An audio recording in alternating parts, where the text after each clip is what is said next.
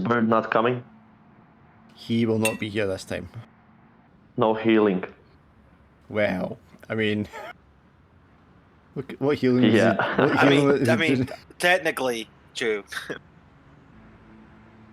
Okey-doke. So, when we left, Shiki and Drac had managed to secure their own mounts. Naoki had been left with some travellers that were going to take him with him. Grintuk is still with you guys, but he was being shady. And I think the rest of you were doing shopping and stuff before you were getting ready to join the caravan. What's this guy named? Madla's caravan. Are we on our way to Zoti capital? You will be once you are done doing anything you need to do in this town, because after a couple of days, the sandstorm will not completely disappear, but it will lessen to enough that you're told that it's good enough weather for you to continue the journey. Medala's going to have his caravan set up. It's not the same crew as were on the ship. It's a whole different set of people that are being hired to transport all these goods. And there's just going to be a line of these camels stacked with all the spices and bags and stuff like that that he was transporting. And you guys, if you need it, will be given a camel to ride as part of the caravan. No? Good. Do you have any questions for Medala or any of the crew that are going with you before you set off? These are just kind of indicated a direction they're going to be heading across the desert, and you're told that it's going to be several days of travel under the hot sun. Are there any other Azotis except Medala? No, there won't be any other Azotis. You've probably seen a handful of them around the town in the last couple of days, but they seem to keep to themselves. They don't interact a great deal with the other people, the tribesmen and the tribeswomen that are wandering around. I think in a sense, they probably remind you a bit of the Minotaurs, the way they're kind of avoided by others. People are kind of intimidated just by their sheer size. Yeah. Well, before setting off, I would ask Medala, since I learned something of Azoti through Medala, but also in the cube. I've heard stories that they respect martial prowess and more than anything else, and that they are honorable. They're great warriors. So I would ask him if it's true that they have annual grand championships tournaments in martial prowess happening in their capital. Oh yes, they'll reply. They have the games that run every year, and those are a chance for families and clans to compete with each other, just for prestige.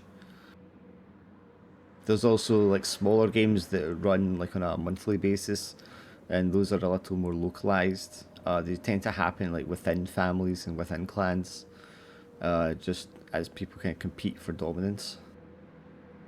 And this is not restricted to the men. The women are also encouraged to participate. Well, Fee would smile and clench his fists. Oh, it would be so cool if I could join the championship. If I could maybe participate in the tournament to test my skills. I think it probably used to Medalla being all smiles all of the time. He's quite a jolly fellow. And you might expect him to kind of smile and laugh at you when you say this, but his face goes quite serious. And he kind of leans down towards you so you can hear him properly. He says, "Little one, you are more than welcome to attend any of the games, should you wish to test your skills. But I must warn you, these are competitions of strength and battle, and while we do not fight to the death, it is not uncommon for serious injury. I would caution someone of your size to be involved."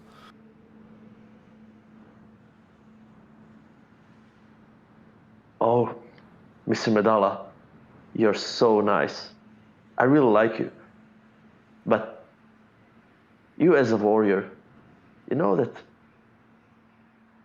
when that feeling wakes up in you, in your heart, that you could test, you could stand, and not to fight to death, just honorably testing your skills with another honorable warrior. There is nothing greater than that.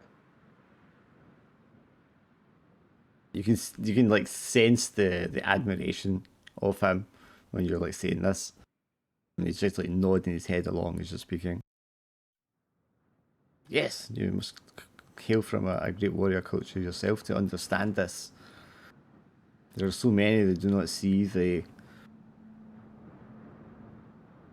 greatness that can be exerted through battle, and the pursuit of perfection in one's body and mind that is only brought about through combat.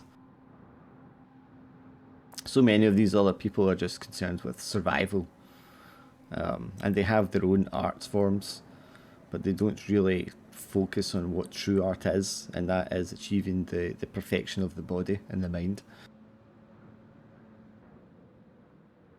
Fee is silently nodding, and he will bow to him. Very good, Mr. Medalla. Then I hope there will be some tournament when you arrive at your hometown. Thank you. Are your companions ready for the journey ahead? Oh, well, they seem like they're always ready. I don't think they need much preparation. And what about the weakling from the east? Is he suitably prepared for such a journey? I'm not sure that I I know which one you mean by weakling. He casts the eye over to Shiki, who's like sat in the corner, sipping on like a little small glass or something.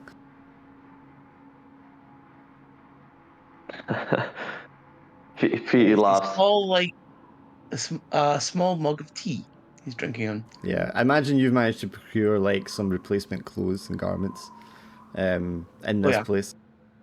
So you're probably They're like, wearing nice fancy. sorry, there you go. I'm now wearing incredibly fancy robes that looks even fancier than the ones I was wearing before. Yeah, I mean they're probably quite suitable for the environment, so they're quite light, bright colours.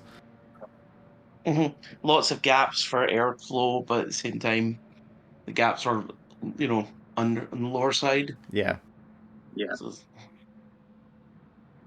yeah. So I mean, you still stand out because of the colours you've picked, I imagine,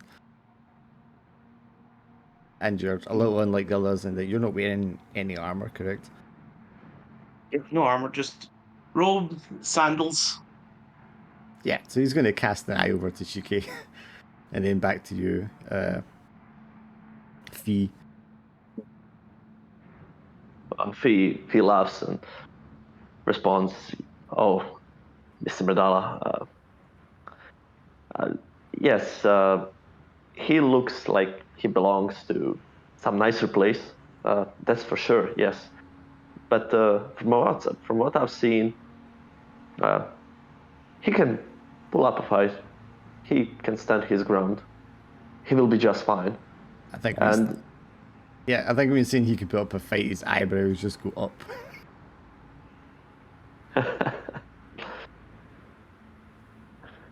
yeah, well, we'll see, Mr. Medalla. Maybe he will join the tournament as well, so you can participate with us as well. It would be so cool. Well, perhaps this experience would be humbling and might be good for him. Maybe. We will see. Yeah, so he's going to have the caravan lined up and ready for you this morning to set off to try and make as much time as possible before the sun gets too hot. Hi, what a pleasant morning for traveling. The crew are just like busying themselves. They've all got kind of like white robes on, A lot of them have got like a kind of scarf part of it wrapped around the front of their face because there's still a lot of sand blowing around. And the animals are just sort of braying and spitting as camels are wont to do. I can imagine Shiki's camel is this like bright white furred specimen. Probably bred for beauty more than practicality. I think you'd go for a practical one, but it's like the most beautiful practical one. Sure, okay. Very fair hair, and it just kind of stands out amongst the other ones. Drax is going to be quite a small looking one. Obviously a creature that's been bred for speed and has a much darker colour of fur. You hear Drax? Yeah. You mic working? Somehow I got muted on my headset. But yeah, I'm here. Okay, yeah. Yeah, so as you guys are mounting out and getting all your gear together and packing onto your camels, Drac, you'd like, because you previously held the gauntlet that showed you the threads of people's destinies before, and you had an experience where you went through, you know, seeing multiple paths, and you're getting a kind of deja vu feeling because this is a thread that you saw connected to yourself at one point briefly. Am I getting like a bad sense or a good sense? It's not a good or it's just, you know, like a deja vu. You just feel like there's a sense of familiarity. You see Shiki on his camel, and it's just like you just feel like you've been here and seen this before.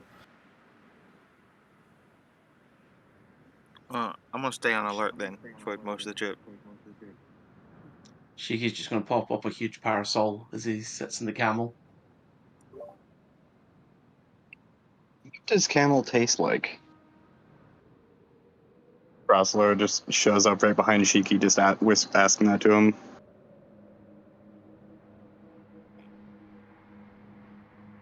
I'm quite sure. I don't think I've ever eaten camel myself, Sir Raz.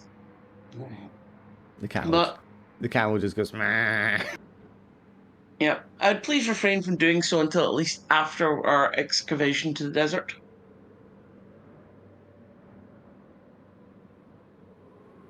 And Grantuk comes up alongside Raz and looks around, and he's just like, "Where's mine?" Hearing that, Raz is gonna look around and see if there's anyone who has looks like they have an extra camel or. So there's no empty like extra camels. They're all loaded up with goods. If Grantuk's going to ride along with you, he's going to have to ride on a camel with someone. I'll just pick him up and put him behind Shiki on his camel. Shiki will just knock him off if the goblin even touches his camel. Hey, what gives? I gotta ride with someone. Shoot. Shoot. Not me. I can't trust you sitting on my camel with me. Yeah, well, you'll probably get eaten anyway. Gonna waddle over to where Drac is with his camel. Sure, you can come on board. I got stuff to talk about with you anyways.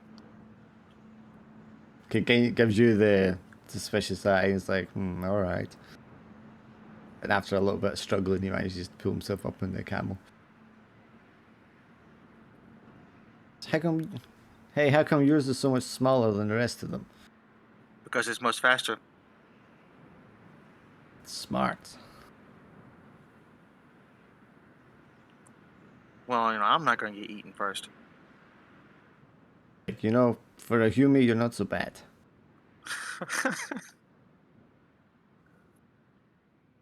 I'm gonna pull out the vial of snake venom. I'm like, let's get talking about how to turn this into something potent.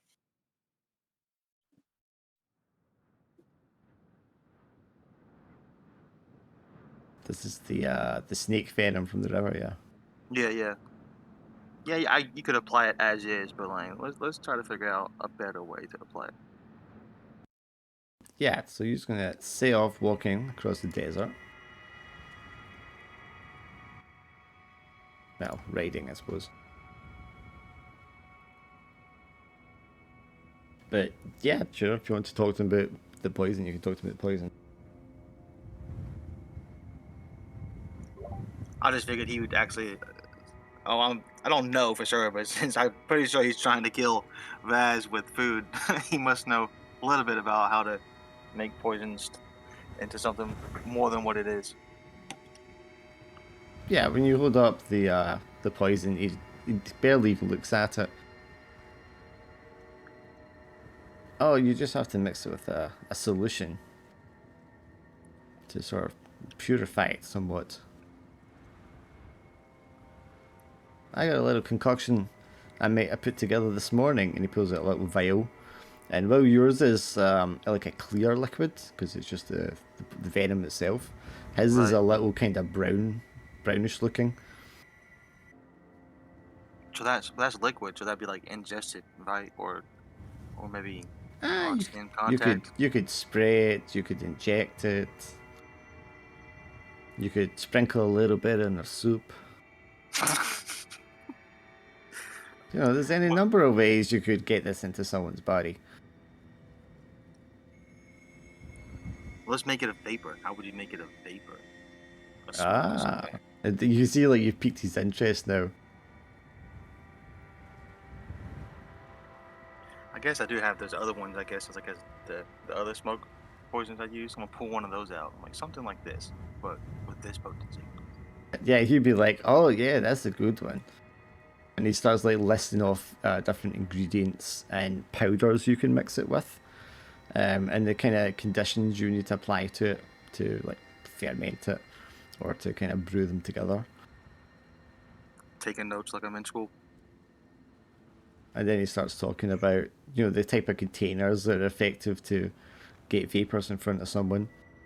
You know, you can have a vial that you could like snap open, or you could have like your smoke bomb, like a shell thing that would break.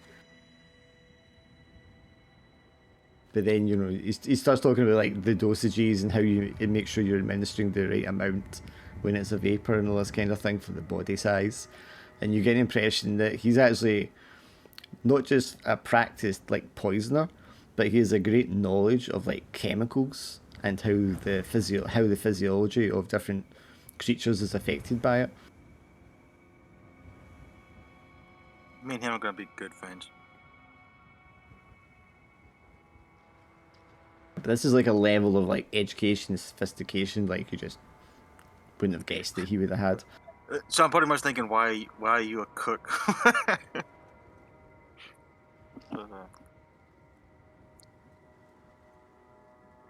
As well, I wasn't originally hired as a cook.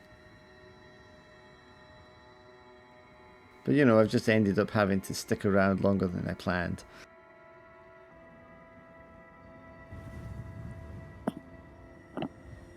Secrets. I don't suppose you're going to tell me why you're dragging people away out into the desert. I'm just a guide. Uh-huh. You see, I don't get involved in the fights. That's not what I'm here for.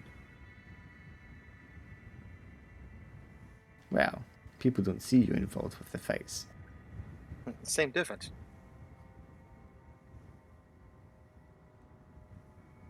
So he motions towards Shike, who's right in front of you. And he's like, so what do you think about this one? Oh, he won't make it far.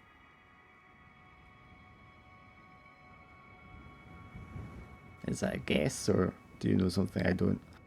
Oh no, that's just a guess. There's no hidden knowledge.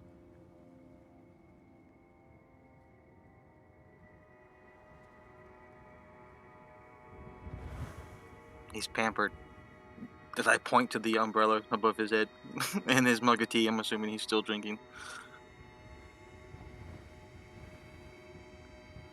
Yep, big parasol in one hand, cup of tea in the other, reins being held gently in two fingers. Though I am pulling out my own, like, kind of like a canvas and some sticks and trying to figure out how to do my own like little overtop for the shade. Not that he doesn't have good ideas every now and then. Yeah, but he's supposed to have a lot of money, and I haven't seen any gold. No, you're confusing money with influence.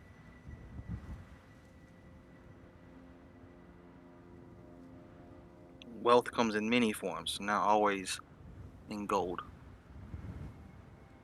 Yeah, but out here, that kind of influence only extends so far. Well, we ran into the problem here and there already, but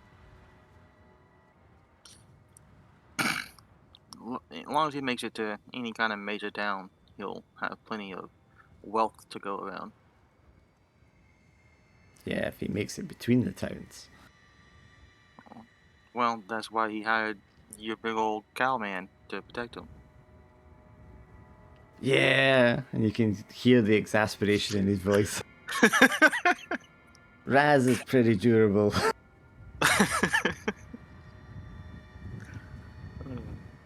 But I wouldn't count on him being around too much longer either.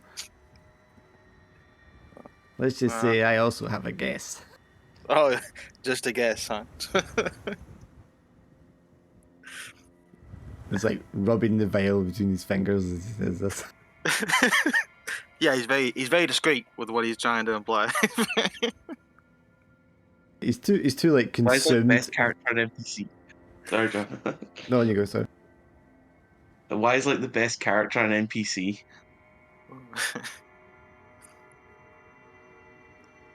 He's comedy relief, dude. So he jerks a thumb back towards Jam, who's also riding on one of the camels, and she's just more comfortable than she's looked anytime he's been on the boat. But obviously, this is a very dry, arid environment, and this is not her natural sort of biome. And so she's also going to look kind of like bothered and sort of uncomfortable still.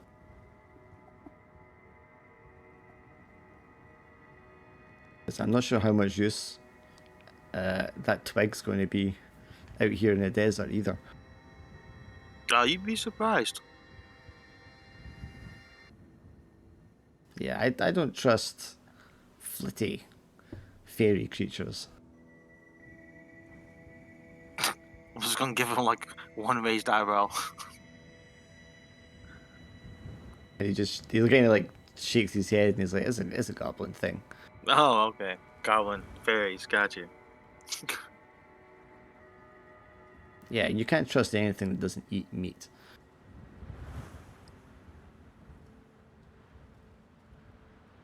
Can't trust anything that doesn't eat meat. Don't think I've Yeah. ever heard that one before. Yeah, they're too tricksy.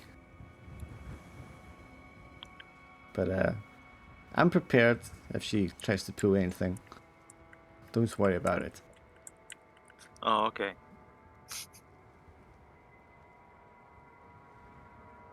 So he took a like a sample of that when we were in that forest, that demon goop or whatever. Yeah. Has he used his already, or like, can I inquire to see if he still had any of his left? Oh, you noticed that, eh? Yeah, I got some.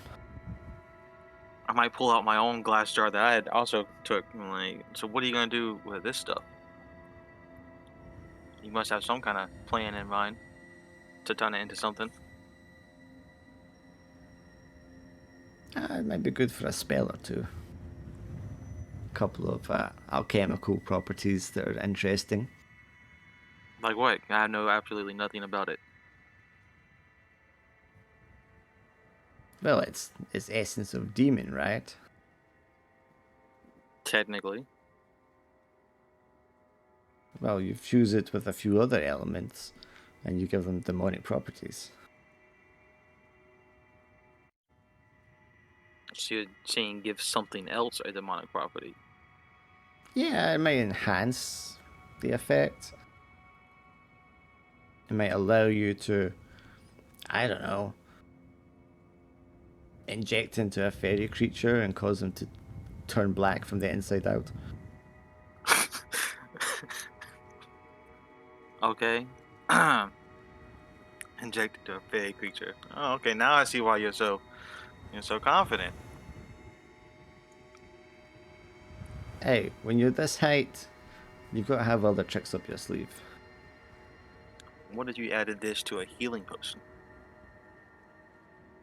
Well, it depends who's drinking the healing potion. He looks over at Raz. Raz is just walking like to the side of the caravan, just munching on a cactus he found. Full spikes and everything. Like spitting out the spikes like it's a cherry pit. Yeah.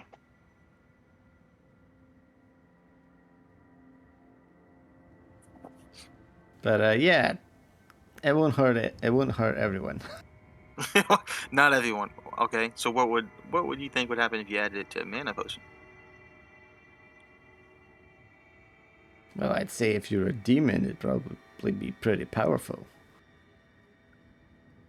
Otherwise, you're I'm probably. I'm gonna pull out a mana potion I have. I'm gonna give him both the mana potion and the glass jar of goop, and ask him to make me, like, to combine them and do something, and then I'll pay him gold for it. Kind of eyes you for a second, and then he's like, "Okay, then." He starts like carefully as he can, jostling about in the back of a camel, kind of taking measurements out of one and adding it to the other, and holding up to the sun in front of him every now and again.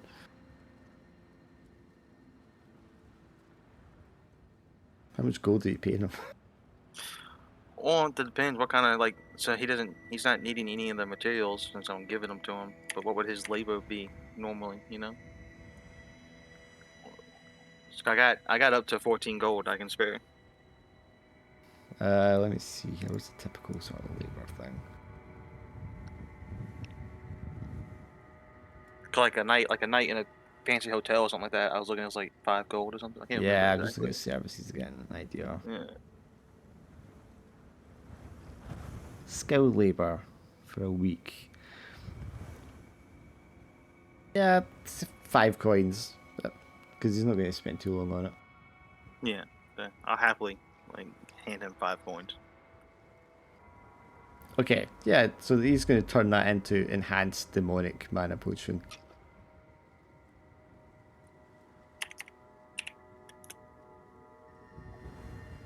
Probably change from a blue colour to a more violet colour.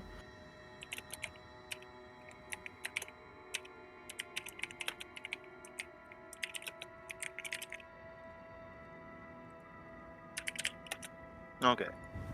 Yeah, and he's like, so I mean, he obviously doesn't know you're a demon because he hasn't seen any like evidence of that yet. So he's going to just because you seem like a nice guy, I wouldn't drink that. What effects do you think it would have on a demon and then on someone not a demon? Well, for a demon, it's probably going to supercharge whatever effect it has. But if you're not a demon, you should probably book a coffin. How much do you think something like this would sell for? Probably triple its regular price. Should have got more of that goop when I had the chance.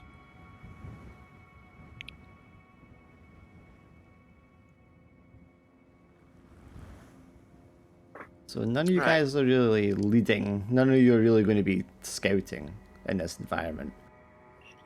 No, I'm leaving it all up to Mandela.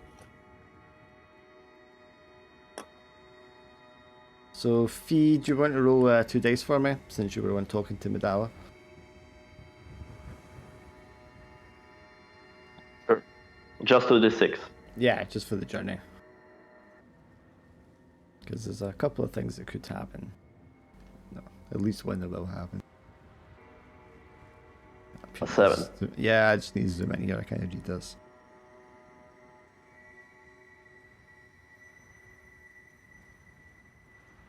Okay, so pick one Fee. You can happen upon a discovery, or you do not encounter a danger.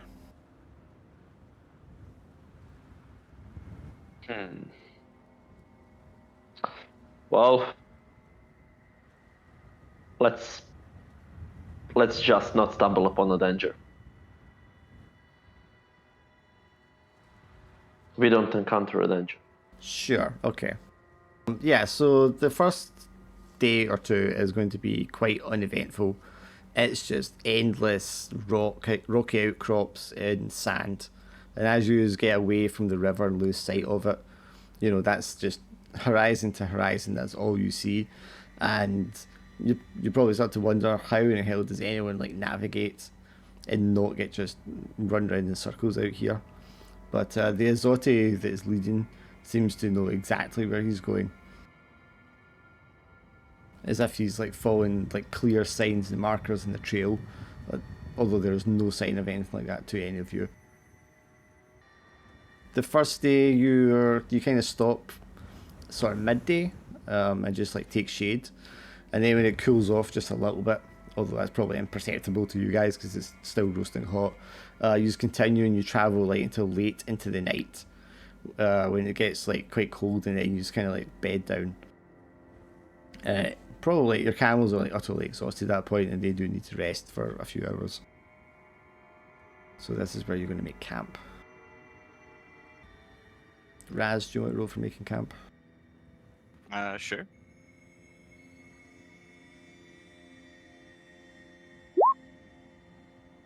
$11.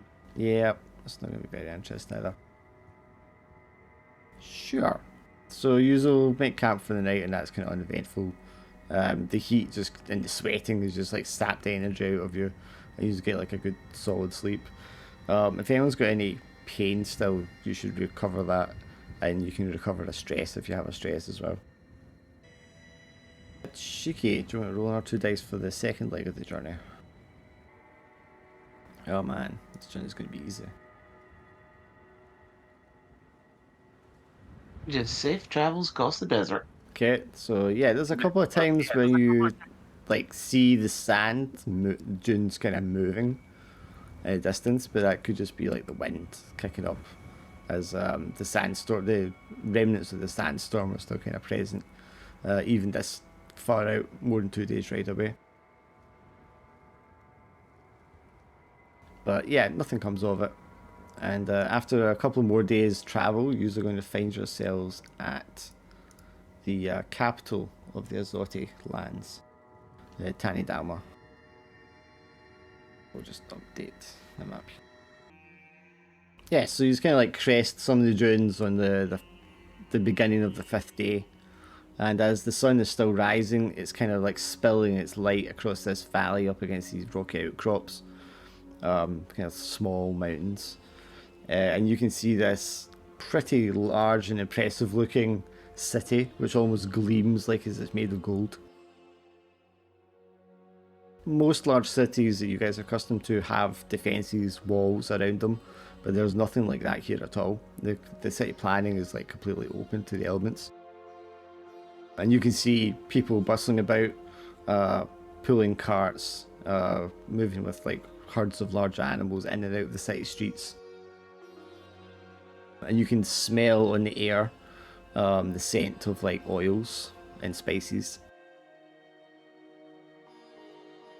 Medalla gestures towards the city with a kind of pride.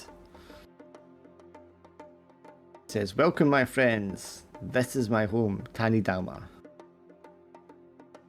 You have most wonderful architecture here, I do say, Lord Medalla. Now that we've arrived, we must have a feast. Yes, there will be much feasting, and games, and sex.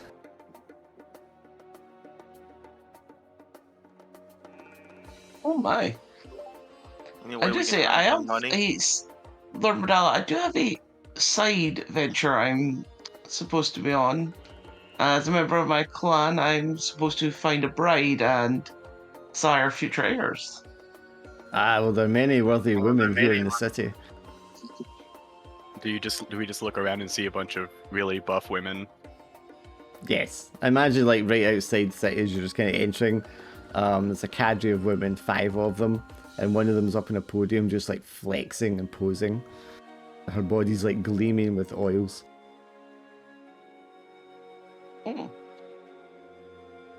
These unlike women I've ever seen. Most fabulous. Yes, weakling, you will need to be careful they do not break you. I assure you, Lord Manila, I do not break easy. Don't worry, there's no worse way to die. Or better way to die? Fair way to die. To die in their snoo. What was it you said, Drac? I was gonna ask about any way to earn some money in this place. I'm running a little low. But then the topic changed to women and breaking cheeky, and that was just a much better conversation to have.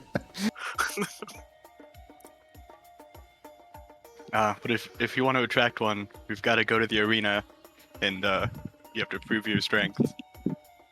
Yes, the most efficient way, Shiki, to earn a woman's admiration in my culture is to best her in combat. Ah, I see. Violence for violence sake. It's not something me and my clan approve of. We do believe in training our bodies and our minds for self-improvement, and that to defend ourselves. So how would you measure your success in that achievement if it were not for combat? Sparring, of course. Yes, well, you could think of combat as a form of sparring. Would it not be good for your family to inject some kind of strong bloodline like the Zartis? Like, if your goal is to train up and be powerful, you can have an Azadi wife and sire Azadi children and get best of both worlds. They don't have to be violent after that. The Azoti women do look very powerful. I do respect that. As he walks by a woman who has like a tree trunk and she's just like heaving it, giving it presses. Very impressive.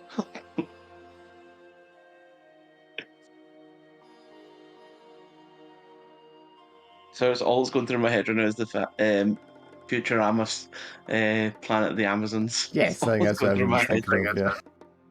Yeah. Snow. Yes, as you get down into the city proper, you can see that there are children playing in the streets, but they are playing what looks to be, to us would look like kind of like sumo wrestling. They have like a ring drawn in the sand, and they're trying to like throw each other out of the ring. He is gonna look. Are there any pamphlets or anybody to talk to about the upcoming tournament or big games or something? Maybe it's lucky time of the year when they have the big tournament. Yeah, I think asking Medalla, and he'll like stop and ask like a merchant on the street, and they get into quite a boisterous conversation in their local language. And he turns around to us, "Yes, my friend, you're in luck. It's not the annual games, but there is a smaller festival due in just a few days' time."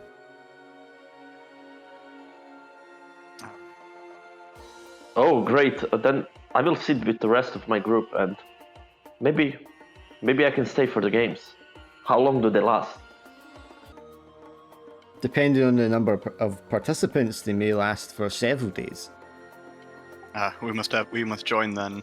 I am in need of new armor made by someone who actually knows how to make the right size armor. Right, Raz. What about you, Shiki? Are you joining? Yeah. I don't know. I'm still conflicted on this. It'd be the I've best been way impressed to gain the favor of one of these lovely young women. Medalla may explain to Shiki that the way the games are kind of divided, because a lot of them are a similar kind of like sport when you're battling each other, but there'll be a lot of them are divided, or some will be done until like first blood is drawn, some of them are done until someone hits the ground. The conditions of when it ends is generally how they're separated. They don't go as far as to the death, but they can go as far until like someone is like has a broken bone or something like that. If there's one that's till someone falls to the ground, Shiki would gladly join that. Yes, the Children's League. But if it's a children's league, it's not going to be viable for me to find a partner, I don't think. It would not entice any maidens. Well, you may find some single mothers attending. As spectators, of course. Sadly, I shall pass then on such events. Drawing blood is not part of any of my skills for physical combat. You can do one that's like until somebody just like submits. Which doesn't necessarily I'm not a have to involve- submissionist either. Yeah. My specialty is to disable someone by knocking him to the ground. It's like that's what Shiki's good at. Combat. Well, you could, yeah. I mean, you could exhaust them until they submit. Yeah, but I say you don't necessarily have to just like hold them down. You could just make it to where they realize they can't possibly win. I'm also kind of joking about the Children's League. I just thought that'd be funny. But yeah, you'll be able to find one that's like the equivalent of like wrestling. Yeah. No, but I find this even funnier that is like that's the children's league, and it's like, yeah, I'll pass on that. Sure, substitute. Medall's going to take you guys through to the section of the city where his family have residence. And as he explains to you, arriving there, you know, this sort of whole block is all just like owned by his family. But he hasn't been here for many years. So it gives you guys like, points you guys towards what would be the guest house across the street. It's like and he goes to speak to one of the servants, who is an Azote. And it seems a little strange to you that the man he's speaking to is supposed to be like a servant, is like the same size as him. And they're looking at each other like eye to eye. Could I roll to see how long ago Raz had been here to see if anyone remembers him? If you need to, sure.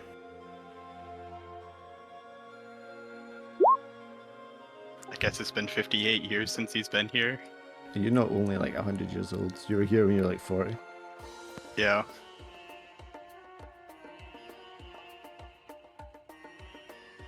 I mean, it depends what you were doing here. Probably just getting into fights. But as isolationists, obviously they don't have a lot of outside visitors here. So if you were here, they would likely remember you. Yeah, he was probably just getting into fights and fighting in the arena or whatever it is they have here. Yeah, I mean, it makes sense if you're here, you'd be in battle with people. Were these like honourable fights, or these just like bar fights, you're thinking? All of the above. So the type of culture they are, if you were like at the point somewhere that you were arguing and you were ready to like break out into a bar fight, you would have effectively what's a duel and battle it out officially, and there would be somebody there to act as a referee. Because if you were to just like start attacking someone in the street, that's not honourable, and the rest of them would very likely like drag you away. Oh no, yeah. Obviously he would just loudly challenge whoever he wants to fight. Yeah, and that's perfectly fine. You can do that whenever you like.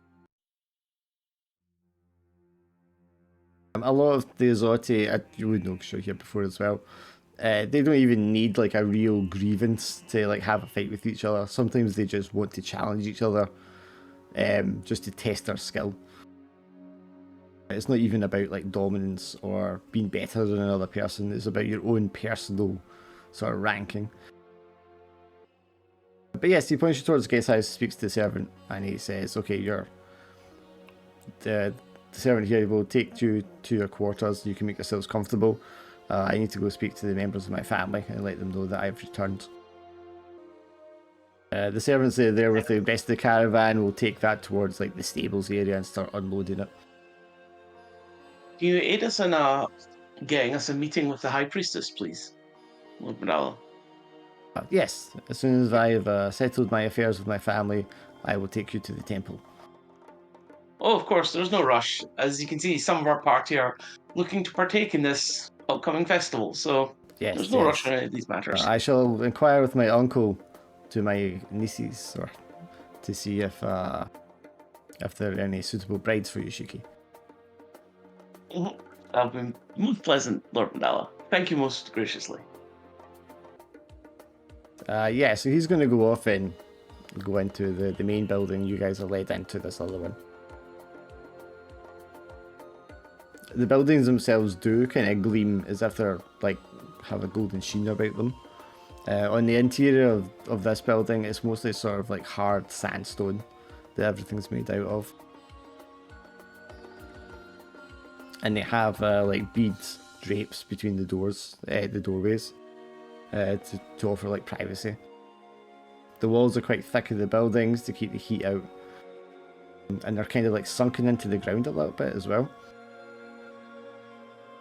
But you are taken in and shown there's like each of you will have your own quarters to stay in. The bed is a lot more luxurious than is normally kind of given to guests in most places. And you have like these very thin, fine, very smooth silken sheets. And there'll be like a running water well, although there's usually no sign of like a water source for this city, which is unusual for where it's located. But there does seem to be running water available inside the building. What a great place. It's been so long since I was last here. He just flops onto the bed. Does it? Yeah, I imagine the size of the bed suits Raz more than the rest of you as well. I'm pretty sure Shiki's used to these luxurious size beds. Does the bed seem a little bit too small to Shiki? No, I think this is about the size that Shiki and his family usually have with their beds. It's the same company that usually makes the beds for the Azotti. They're used to make beds for nobles. I'm just imagining like a traveling mattress salesman now. But yeah, as they're and these won't do while you're waiting. Fee will knock on the door of Shiki's bedroom.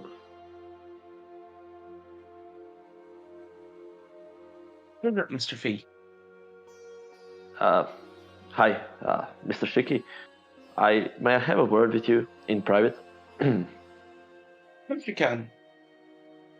Honestly, I've been meaning to speak with you myself. Is that so? Yes.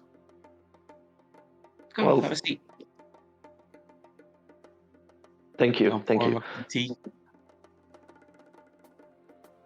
You've been very generous for letting me travel with you and feeding me, providing for me because I was without money, supplies.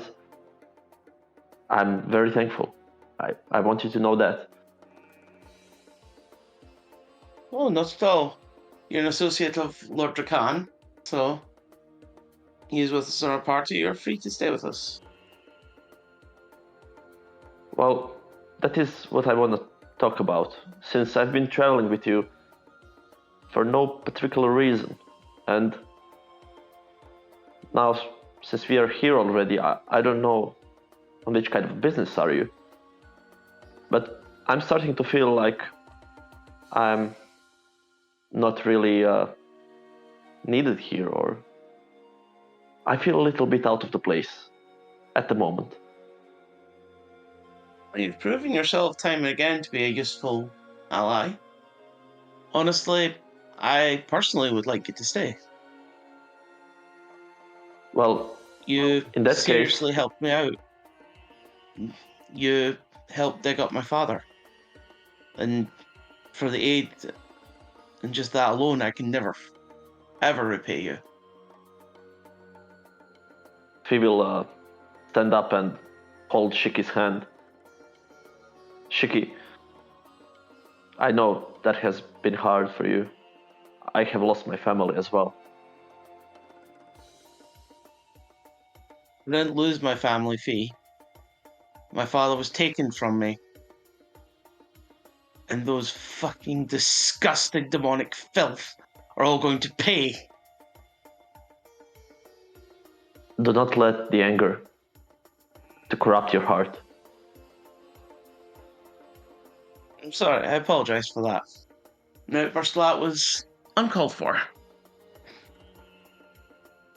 When people are angry, they make stupid mistakes.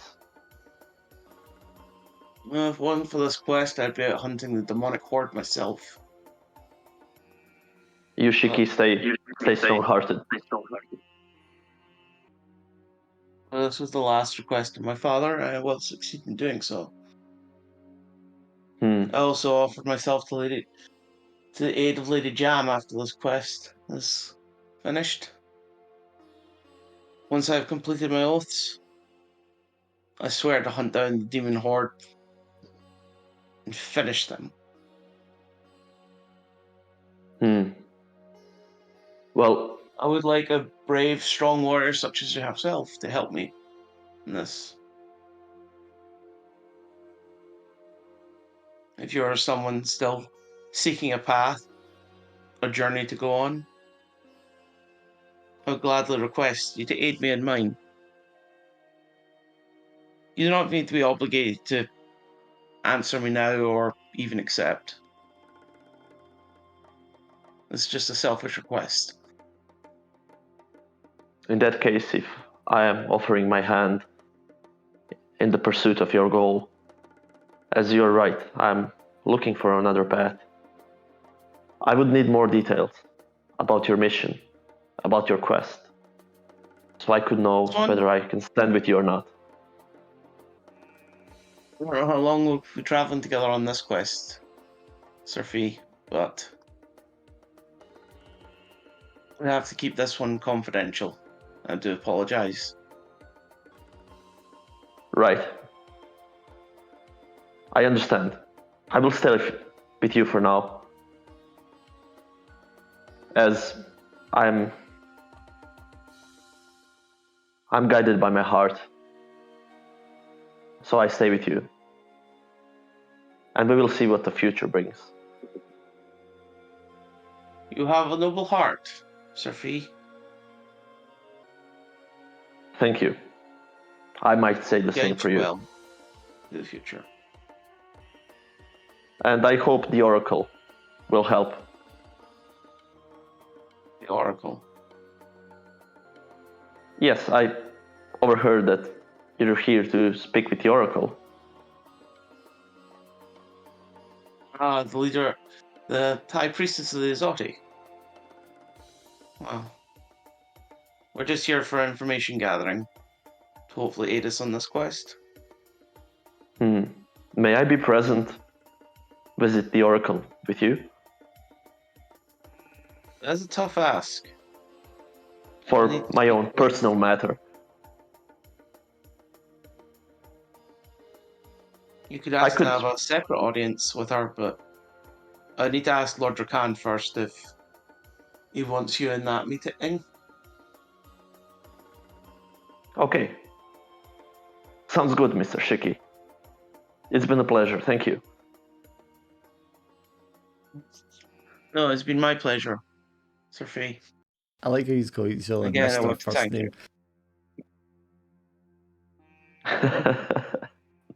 I don't know any other name to call him, but I always would add like some sort of honorific to names being polite with. Well, yeah, Fee will leave and wait for the audience as well. Once it turns dark, can I go look for some shady business to get involved in? You could do that in nighttime, sure, but you're not going to be left waiting that long just now. When you go to your room, Raz, Grant Took is just kind of like following you along, because I guess he's just used to being where you are. And when you get into your room, he like hops up on your bed and starts bouncing up and down on it, with his little legs dangling off the edge of it. Ah, that's pretty sweet digs, Raz. Hi, it's always so nice here. What was it you were here doing before? I was getting in fights. I have this giant, arena? Yeah, just like back at the Cube, but they didn't kill each other as much. No, I can see that. He hops off the bed and like wanders over and starts like tinkering with this like tea set that's been left out. There's also like a big bowl of fresh fruit and a potted plant sitting in one corner of the room. looks like we'll be here a few days before this tournament starts. Maybe we should look for a job or two while we wait. He walks over to the fruit bowl and picks up a pomegranate, and he's just goes, "Son of a bitch." Do you just have it written somewhere that Grintook is obsessed with pomegranates now? Well, no, after him struggling to get one, and now there's just like a big bowl of them sitting there. But first, before we do anything, we need to find something to eat. Yeah, I'm starving. Do you think there's any rabbits? Are there rabbits in the desert?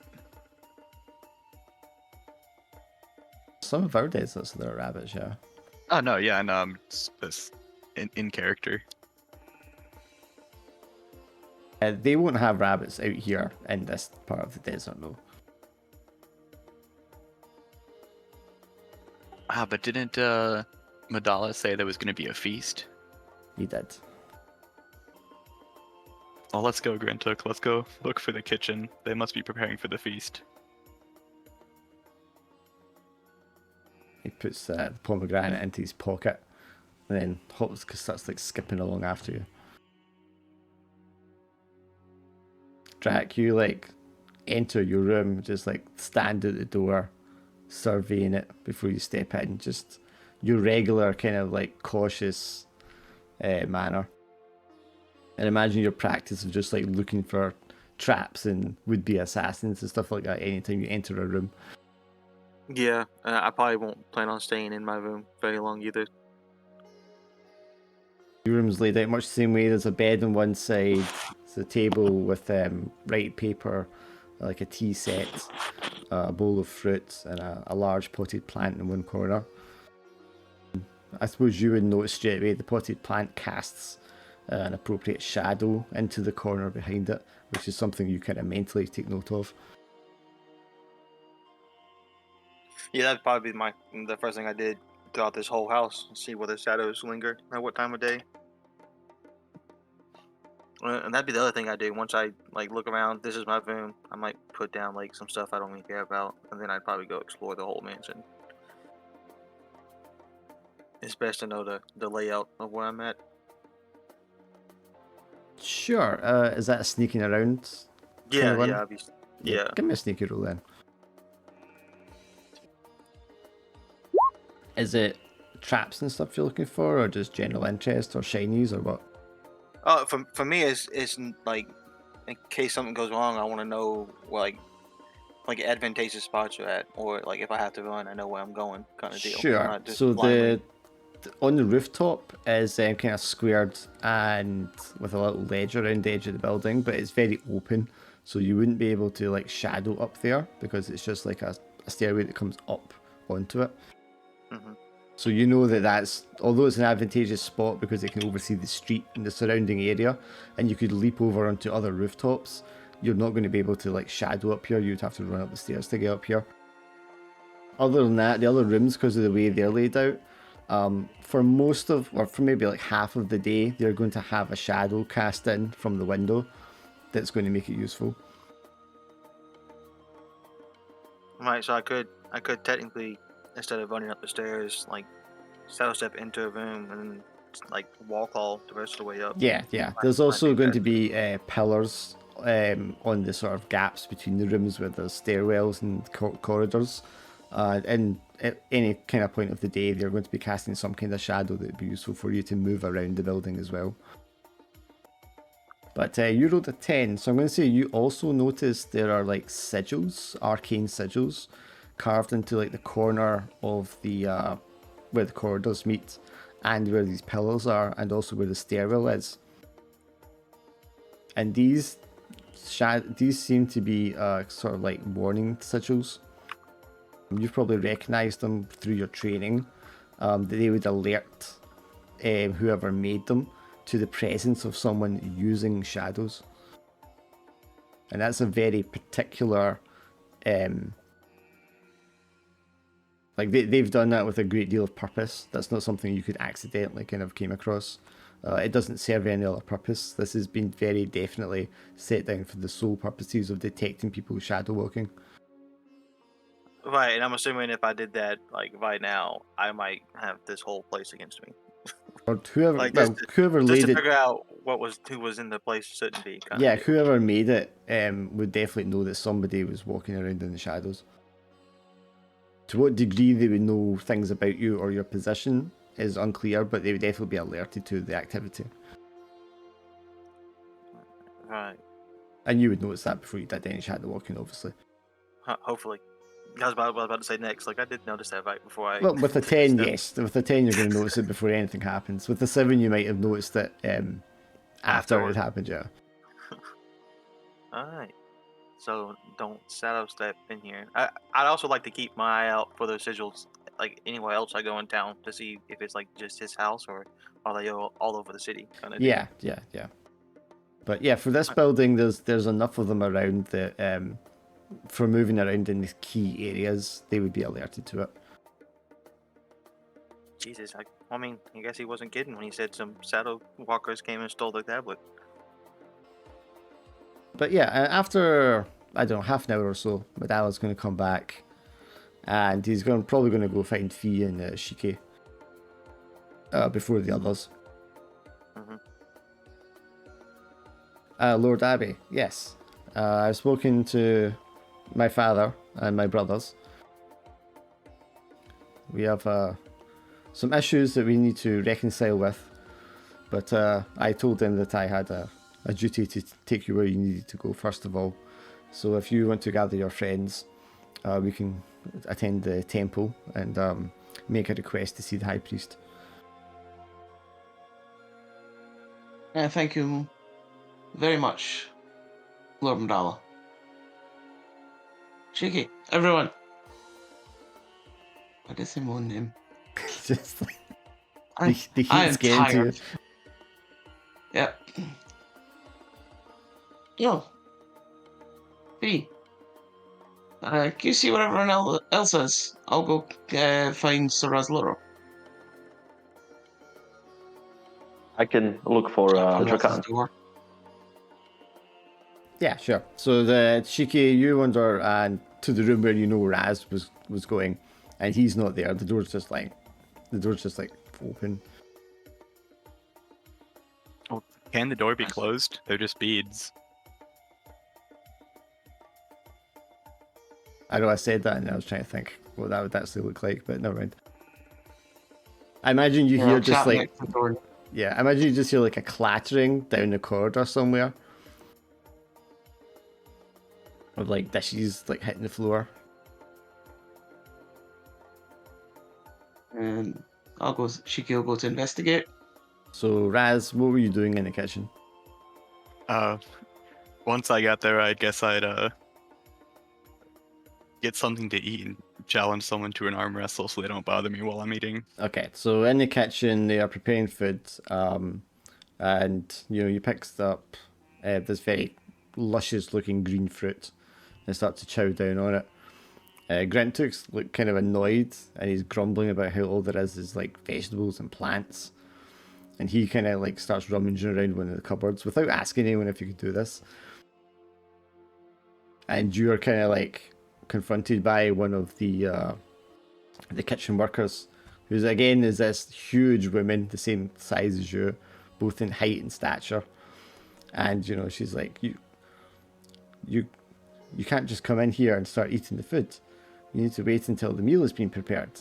And what's this little green fellow doing, rummaging around? Is he some kind of rodent? I needed to replenish while I waited after traversing the desert, and I'm not sure. Grintuk, are goblins rodents? No, I can't find any frickin' rodents. You think they'd have something to eat in here? And he's like throwing fruit and vegetable and pots and pans just like over his shoulder as he's digging around in the pantry. Maybe it would be better to ask where they are than make a mess. yeah, she is going to confront Grintook and demand that he stops. And he turns around and just kind of like gives her the evil eye, like looking her up and down. And then he just like sticks his hands at his sides and looks her up in the eye as best as he can from his tiny little height. Like half her shin. And it's kind of like, and what are you going to do about it? And that's when she challenges him to a combat to settle this dispute. Because of the way he's been acting is not polite. Immediately, he's going to like point over to you, Raz, and say, I nominate Raz as my champion. I just take a bite out of the fruit. She walks over to you and says, will you accept this one's nomination to act in his stead? I might as well. You'll probably just crush him if I don't. So she sweeps some things aside on the table and gets into an arm wrestling position. This is when Shiki walks in. Just sit across from her. What's going on here? Ah, So Raz, we've been summoned to the High Priestess. We need to go immediately. just a moment. You can be our referee. Just grab her Single hand. one-off match. That can be agreeable. How did you get into an arm wrestling match with a member of the kitchen staff? There's I was hungry. Understandable. Give me a force roll, Well- Raz. All right. I'm guessing strong wouldn't matter because they're probably strong too. Yeah, it's kind of just puts you on par with her. Alright, 3, 2, 1, go! The bulging of biceps in both arms as they both strain for a moment with each other. And then a look of utter shock and surprise in the woman's face as Razzy's big hairy arm just kind of like overwhelms her and thunks her fist flat on the table. She starts blushing. She's like, oh, you've bested me. Indeed. Few have been able to match my strength. And I'll just flex while finishing the fruit. She's like, indeed. And she's kind of just like, she's all like flustered for a second. And then she's down to some of the prepared vegetables and holds them up to you on a plate. Please, if you're hungry, take these with you. I do apologize, madam, but we need to leave.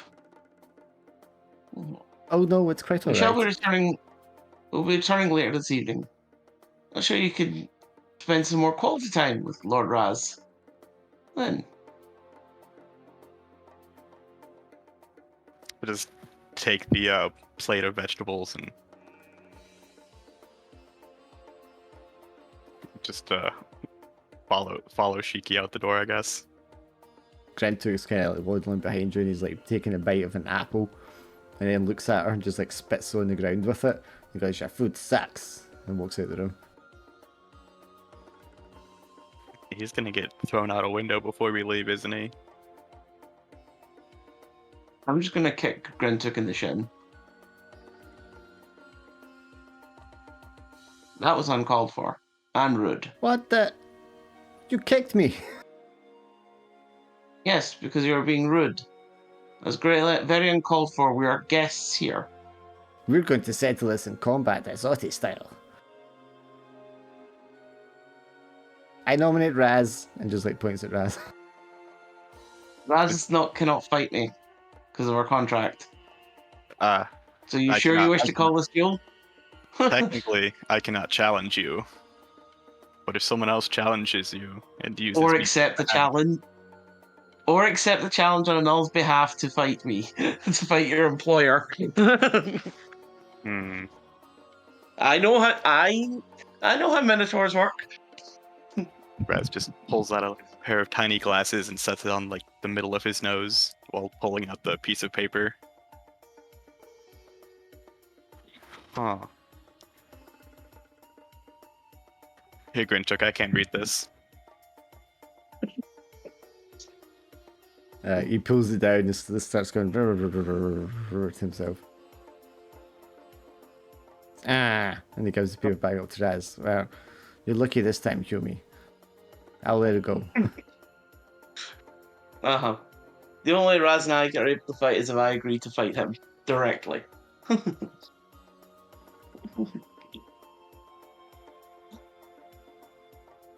Nice try, little goblin. Yeah, well, I got business to attend to anyway, and he just like rudely like shoves past you.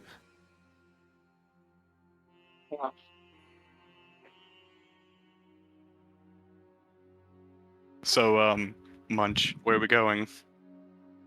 We're off to see the High Priestess. So Fee, you go to Drak's room to try and find Drak, and Drak is obviously not in his room because he's out scouting around the building. When you do find him, he's just like coming down the stairs from the rooftop.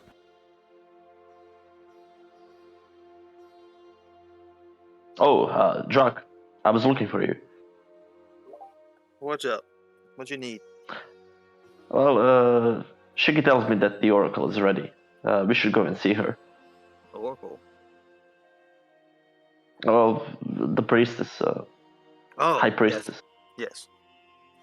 Awesome. That was a lot faster than I thought it would be. I'm gonna tag along with you guys.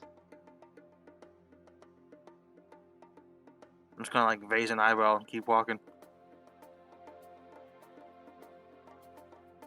Two, you just And I will follow him.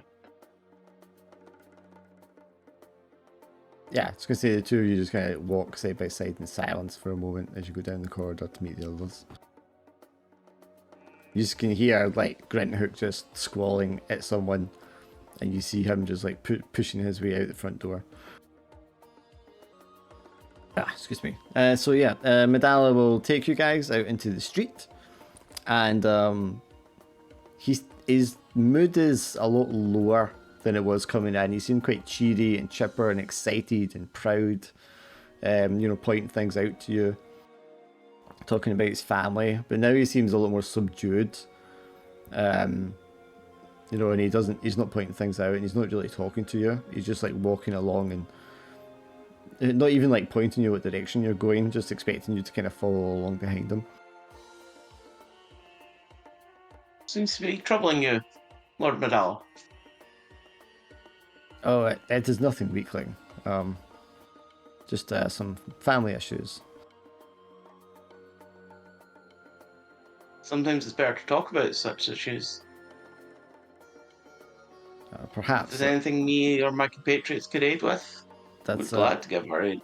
That's very kind of you, but I think it will be all right. If I do need you for anything, I'll be sure to let you know. Yes, I hope let us things know. come out well for you then. Whatever assails you or your family will meet our furious wrath. Gives you kind of a salute, Raz. Like your offer is appreciated, my friend. But please, I promised you this appointment, and I'll always pay my dues. Guide you along to the massive cathedral-looking sort of temple.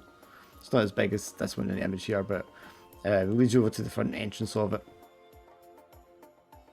And you can see it's lined with these golden statues of various deities. Many of them kind of anthropomorphic. But the head one at the over the entrance to the temple itself is this kind of jackal-headed figure. Clearly depicted as the head figure of the pantheon, and he's holding like scales in one hand and a sword in the other.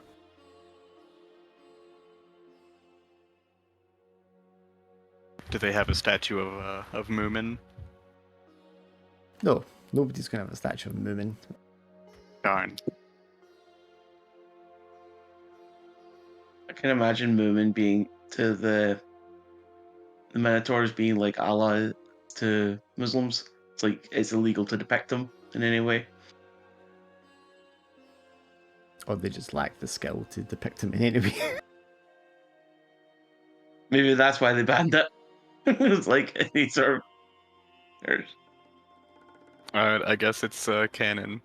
But- Moomin is No, other cultures aren't going to know about Moomin anyway, because your people don't talk to humans and such, so they're not going to tell anyone about it. So no one else is really going to know about the Great Cow God.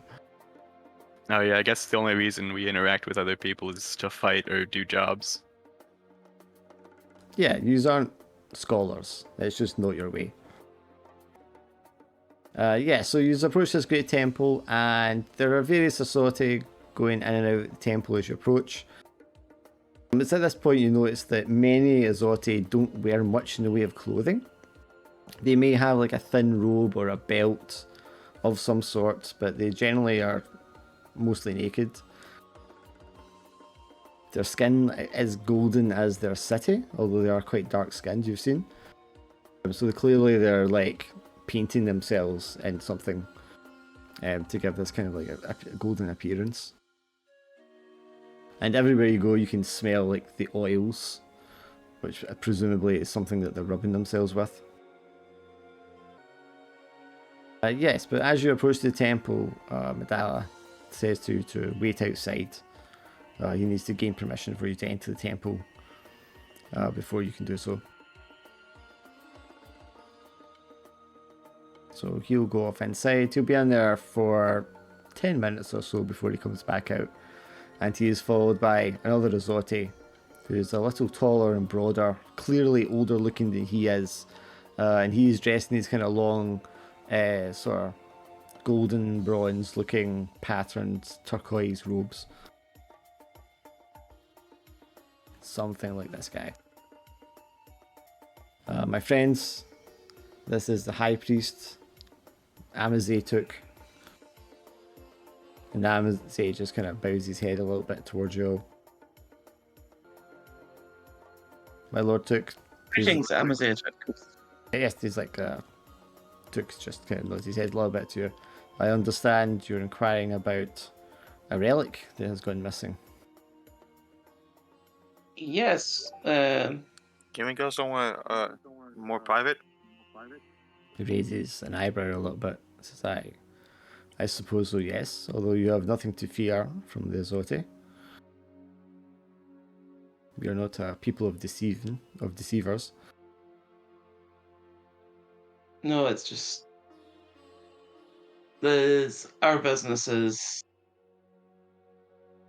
a little sensitive. I do apologize. Very well, please follow me. Medalla just kind of like bows and he says, I will return for you in a time. If not, you can find me at my family's quarters. Thank you, Lord Medalla. Good luck, my friends. And he goes away. Clearly, he has like a lot in his mind. Use a follow. And you, friend. Sorry, you follow after this priest. Takes you up these many steps into the building. It's a maze of like corridors, statues, hieroglyphs, depictions, murals. There's a lot of like artistry on display. Do I see those symbols all throughout the temple too? Oh yeah, this place has them all over the place. Do you want to roll before you go into the temple, Drac? Sure. What am I rolling for?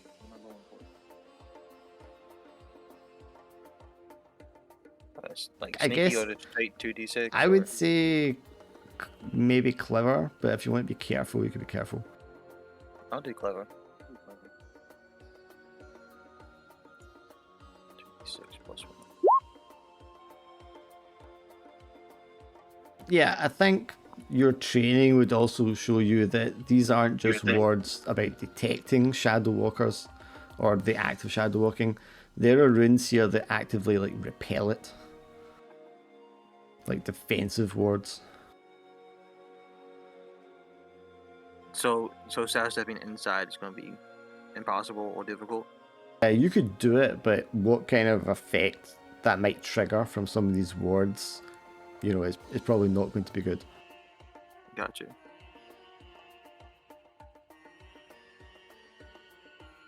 And as you enter the temple, you feel a kind of like a fizziness on your skin as you kind of pass through the entrance of the temple. And the only thing it reminds you of was when you were at the Necromancer University and the professor kind of like had you come into the chamber. Well, that sucks. Yeah, so you are taking it, and he leads you around to you come to like an open area, and it's like an open rectangle. There's like a fountain in the center with some plants. You can see there's fish in the pond. It's quite green, and there's like a stone and basalt, benches all around it. But there's no one else here, and Tuik sits down and crosses his legs. Says, "So, have a seat, my friends, and tell me what it is you're here to ask about." Apologies, but first, Lord Rakan, some sensitive matters may come up with this. Do you wish to bring in Sir Fee and Sir Razzaloro to this conversation? In my opinion, the less people who know, the better. But I'll leave that choice to you, I suppose. They've both proven very valuable allies in this. Maybe taking them further would be beneficial to us. I'm pretty As I sure said, Vaz some will of your follow us. personal matters that I know you would wish to keep hidden might be unveiled. I do not wish to step over your personal boundaries.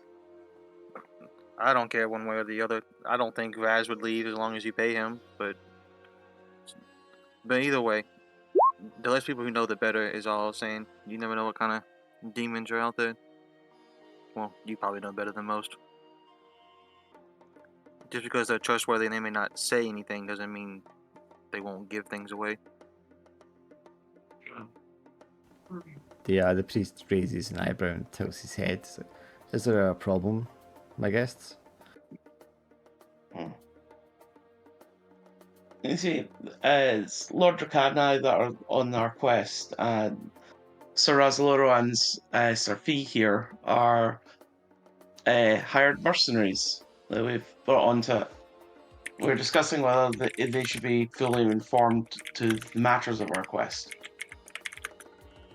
which I believe we should bring them in.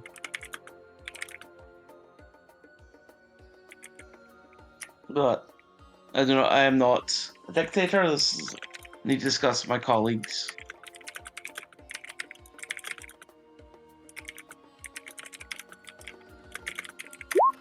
If it is such a sensitive matter, then I have no interest in your I don't know, what was he calling? What was Razzler calling Shiki before? I thought you had stuck to like when you met Mandela. You just started calling Weakling along with him. Yeah. I have no called interest them in the petty deception of weaklings. I will leave if it is required of me. It's not I something do you apologize, need to Sophie, know. but could you leave the room with Sir Raz? If it is amenable to the High Priest, I will meet with you after they are finished with their business. And what about me, Shiki? Awkward. Yeah. I'll leave it to you, Sir Fee, if you wish to stay. I will warn you, though, that staying will put your life in further danger. Fee just gives you a grin and crosses his arms, staying put in one place. You have made your choice. The priest. I do apologize for this interruption, Sir Tot. No, I understand. As you may have been told already by your friend, we have experienced breaches of security in the past, so I completely understand the need for discretion. Yes. And when we're here to discuss is your security breach. You see, we are on a quest to recover the brass tablets. One's the same, such as you used to guard, and as did my family in the past as well.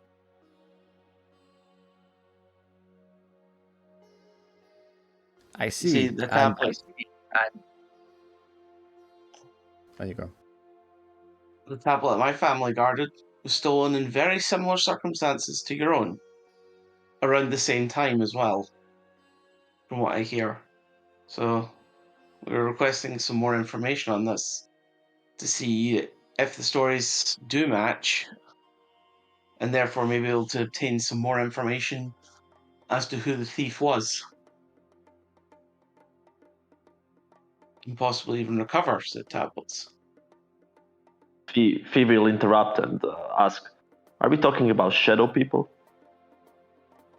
My parts to call them ninjas, those who use shadow arts.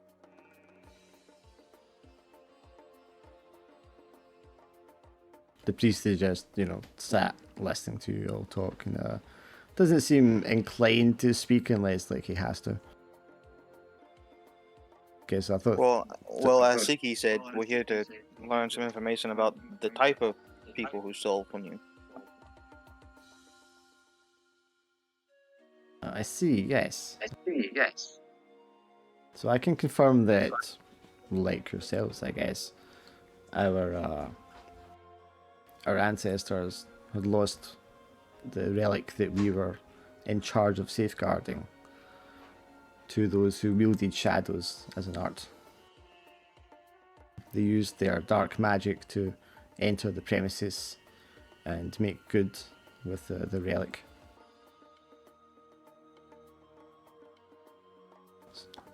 Do you have any detailed information about the assailants or the thieves? Well, that's what I was wondering if you had any of that information. He's just going to give you like a fixed look for an uncomfortable amount of time, as you all kind of like look at each other for a moment, just like, what's this guy's deal?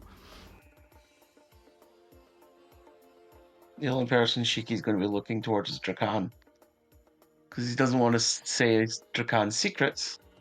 I'd probably walk over to one of those symbols on the wall and like just point at it. Yes, do you recognize our wordings? I have a pretty good guess about what it's meant to stop. I just don't know exactly how or what it does. Following our failure to guard the relic, we took extra precautions against such entities entering our city again. And if one of them was to shadow step in here right now, what would the symbol do to him? He allows himself like a smirk. Well, I think we would find their corpse in due time.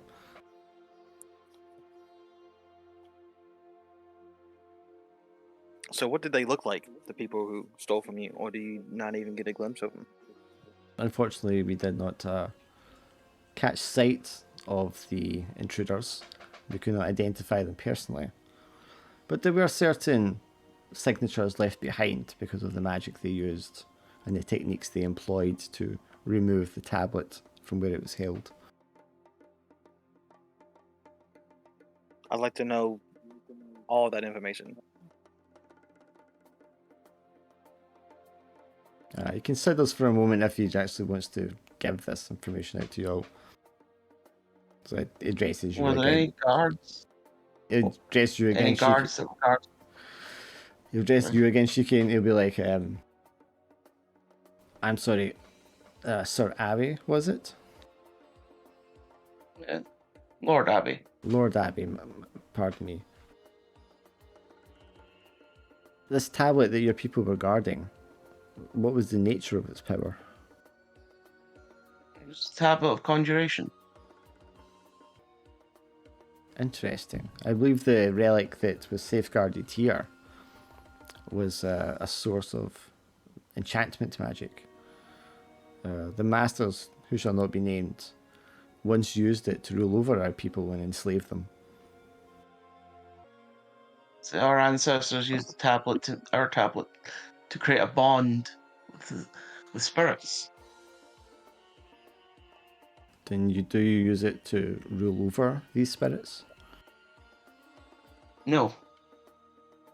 We used it to make a peaceful contract, one that benefits both sides. And Lord Drakan, you are also of his people? No, I'm nowhere near his people. But you have knowledge of the Shadow Walkers. I have knowledge of a lot of things. The signature we traced for the Walkers suggests that they're of an ancient order, one that was founded or worships Urarok, the Black Dragon.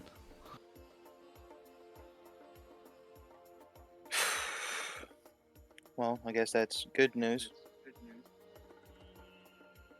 It is. As a learned man of the shadow walking magic, you've heard of this tribe, this clan. Yes, and I know roughly where they're located.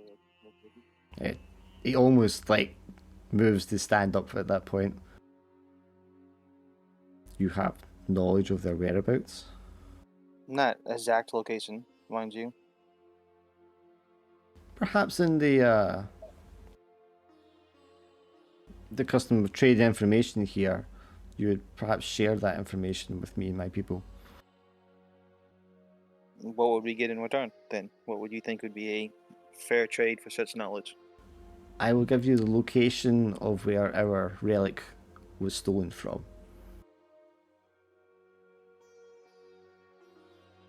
You see, as I mentioned, the relic was not my people's originally.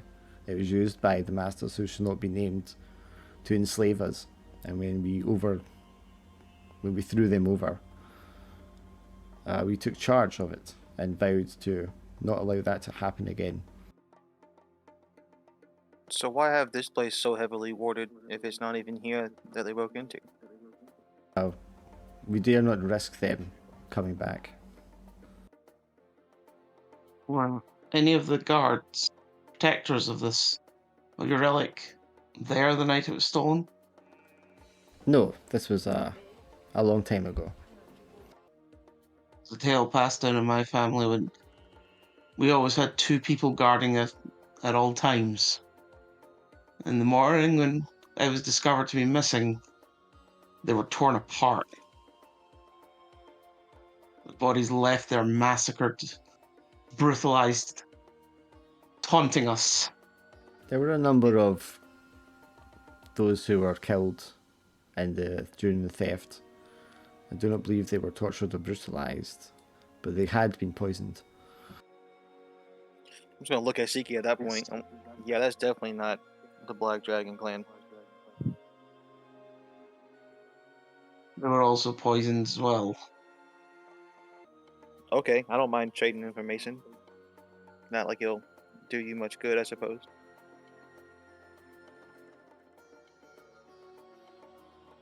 So he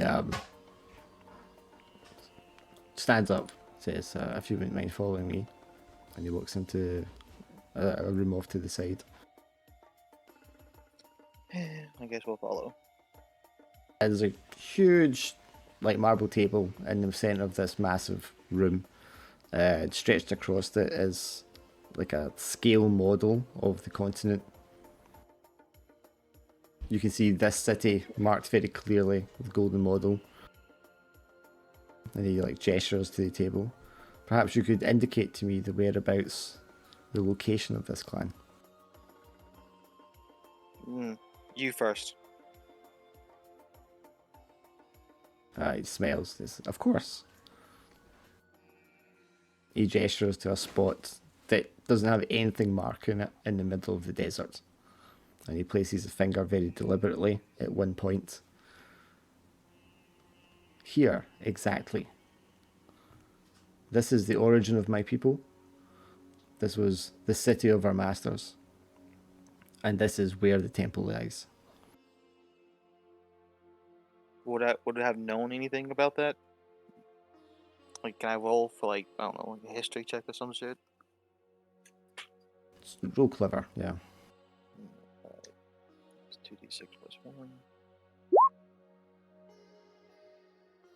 I really love that 7. You've heard that the desert wasn't always a desert. And there are rumours that there used to be a civilization or great civilization out there. But you don't have any like details about them. Siki, you know anything about this particular spot in the desert? I'm sorry, don't know much on the ancient cultures on the western side of the continent. More familiar with the east. I apologize.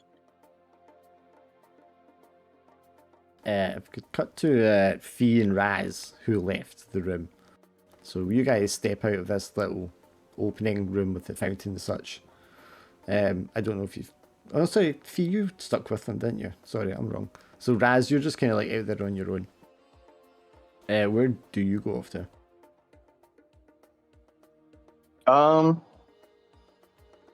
Seeing that he probably wants to meet with the high priest after they're done, he would maybe stick around and see if there's a somewhere to eat or drink nearby, More food. or Okay, somewhere to fight.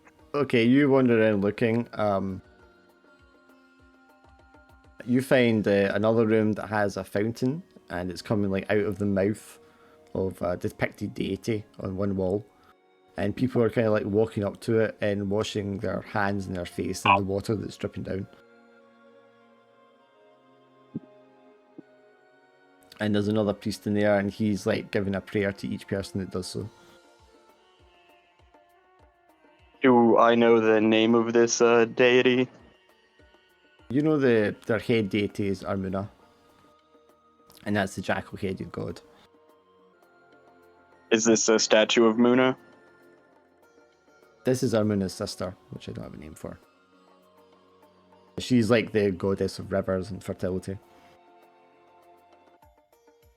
I guess not really knowing what's going on, Raz will just kind of join in the line to see what's going on.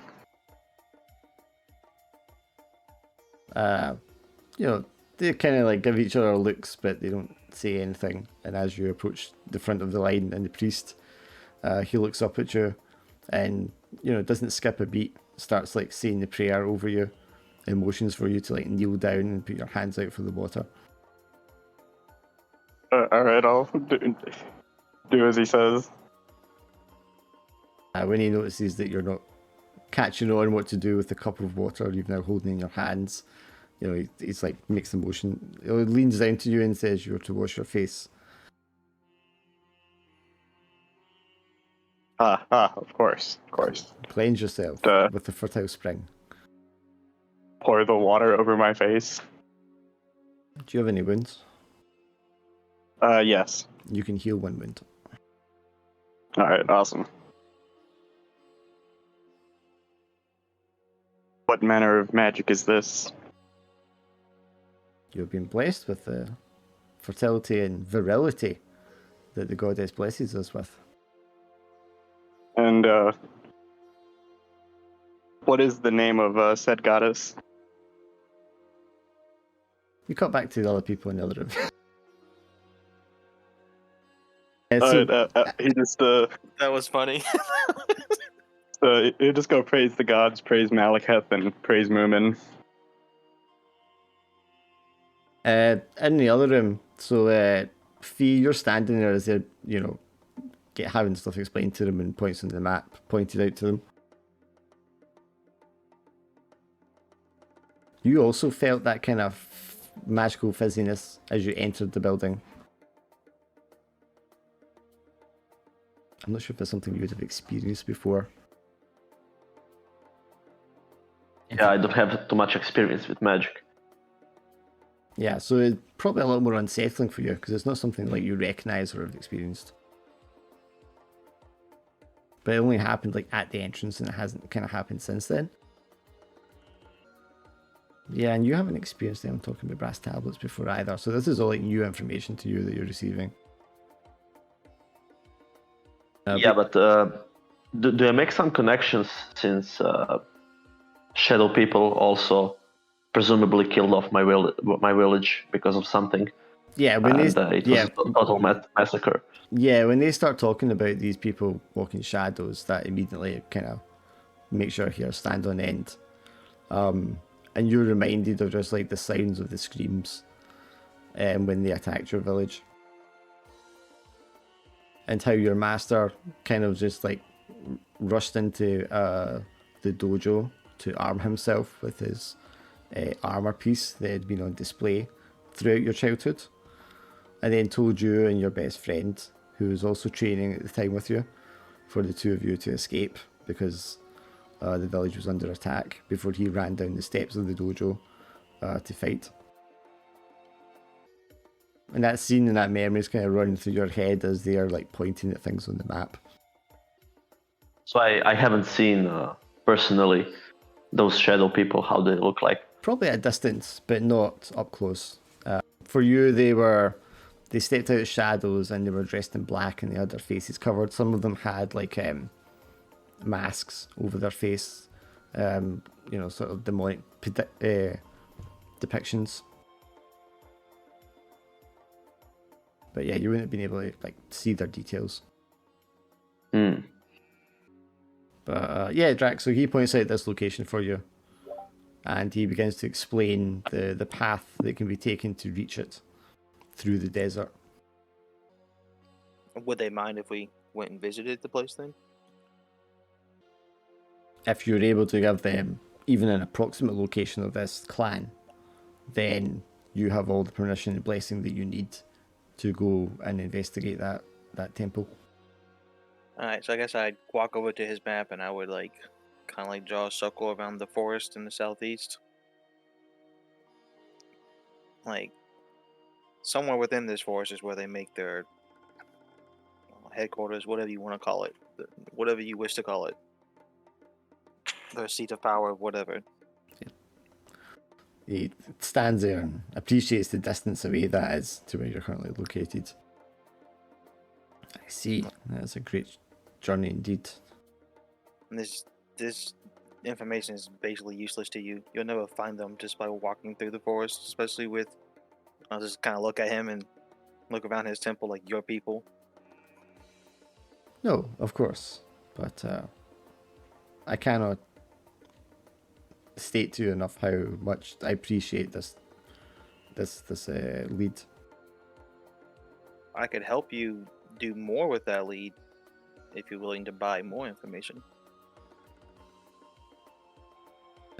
What would you be looking for in payment? I don't know. I don't really have anything I particularly need at this moment. More like a favor for the future. Depending on the help you can give us, then I'd be interested. Alright, so I'm gonna write down on a piece of paper a name and a passphrase, and then I'll point to the Miralite Catholic. How do you say that? Metal Caliphate. Yeah. And I guess I'll point to the city, like the nearest city to my own ninja clan. Like, so there is another shadow organization that operates out of here, and I'll like just circle that city. And like, and if you get in touch, I won't show him the name, but I'll hold up the paper. Like, the man whose name is on this piece of paper, and give him the passphrase. They will be more than willing to help you against this other organization for a price. So, then he looks at you. The clan of Uruk, the Black Dragon, is over here in the southeast, and you were saying there's another clan much closer to us at this position. Yes. Let's just say the two don't get along. And what's the nature of this other clan? Do they also worship a dragon? Not that I'm aware of. Interesting. But like I said, your people, as you are, you're not going to be able to find them. But maybe if you had other shadow people helping you, you'd have a far greater chance. Because let's be honest, you didn't ask for this information or where they may be located because you don't plan on doing nothing. No, we will indeed take action. But employing the aid of other shadow walkers, I mean, by their very nature, they are deceptive and untrustworthy. Yeah, that's why you're offering them something more important than whatever you may currently have in your possession. My people are not in the habit of hiring mercenaries.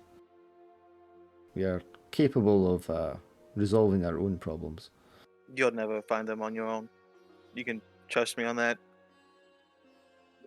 As you said yourself, shadow walkers are deceptive. And in that, they also are very paranoid. Say it. They'll constantly be on lookout, especially near their place of headquarters. And if they see any of you and your kin coming, they'll flee before even the slightest hint of a fight is about to break out. They are cowards. Move and they'll never. Yes. You call them cowards, they say thank you.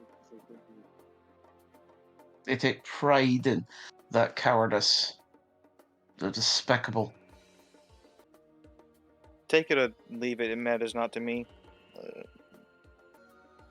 I will, of course, accept your gift.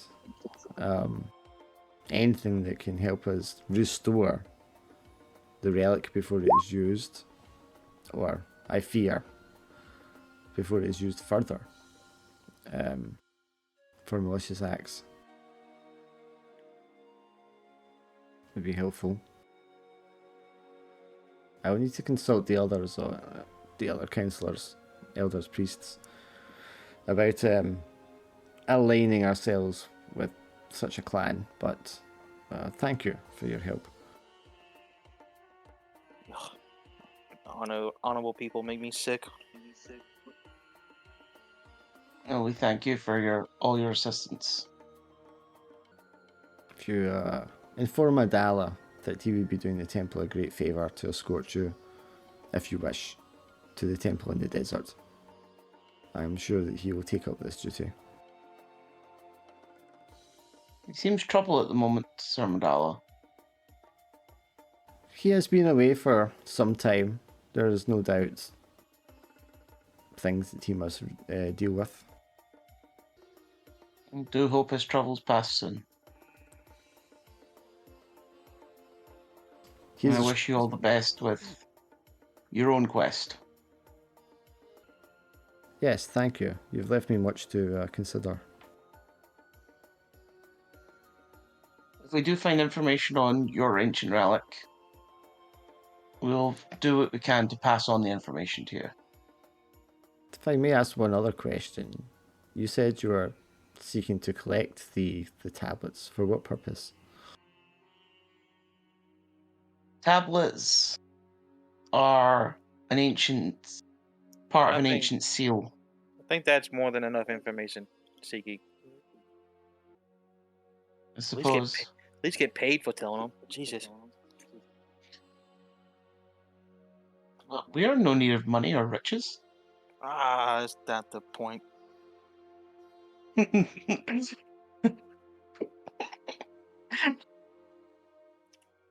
the principle of the thing.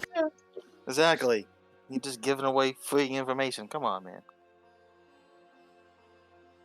But they're allies. Are they, though? Or are they just partners of convenience right now? They're honorable warriors. Nobody's completely honorable.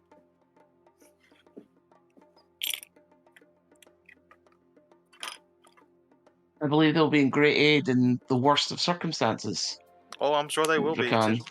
since they're after the Black Dragon clan. I'm assuming you're saying this to each other Oh, no. when you're out of earshot of the Oh no, priest. I'm saying this right in front of his face. No, we're saying this in front of the priest. I give no fucks. I'm saying this right in front of him. We're having this debate whether to tell the priest or not. So I mean, his reaction, darker issues. his reaction to this would very much be kind of like, "Excuse me." I will leave. I'll leave it to Shiki. I've said my 2 cents about free knowledge. I guess it's up to Shiki to decide what he wants to do with that information.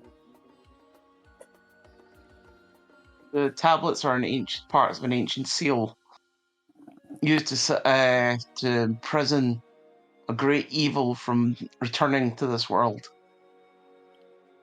The first part of the seal has been broken, and now the tablets are being we're trying to gather the tablets to recreate the seal and banish that great evil from returning. The dark god Malekith. I see. So, despite your companion's misgivings about those with honor, you are in fact partaking in an honorable and valuable quest. Yes. Then you have That's why we the seek to gather the tablets. you have the help of me and my people. We simply do not wish these artifacts to fall into the wrong hands. But if you're using them against the great evil, then of course we are happy to help. I might advise a word of caution about putting too much trust in your companion, however. See, Siki? See, he's already been successful in recovering one of said tablets, but under great loss. He has a selfish nature. He does have a dark nature, but he also has a light nature. He's in an eternal struggle with them both. I pray almost every day that his lighter nature is victorious. He looks over to Fee. What of you, weakling? What part do you play in this story? Oh, it seems like I'm petty nobody. Honestly, I think that's the closest to the truth. I am without path. And yet you're on the same path as these warriors. Yes, it seems so. It was a coincidence. Or maybe it was the fate that bound us together. There is no such thing as coincidences, weakling. Everything is preordained by Armuna and working the great balance of the universe. So if you found yourself on a path with these others, then you are walking the same path as them.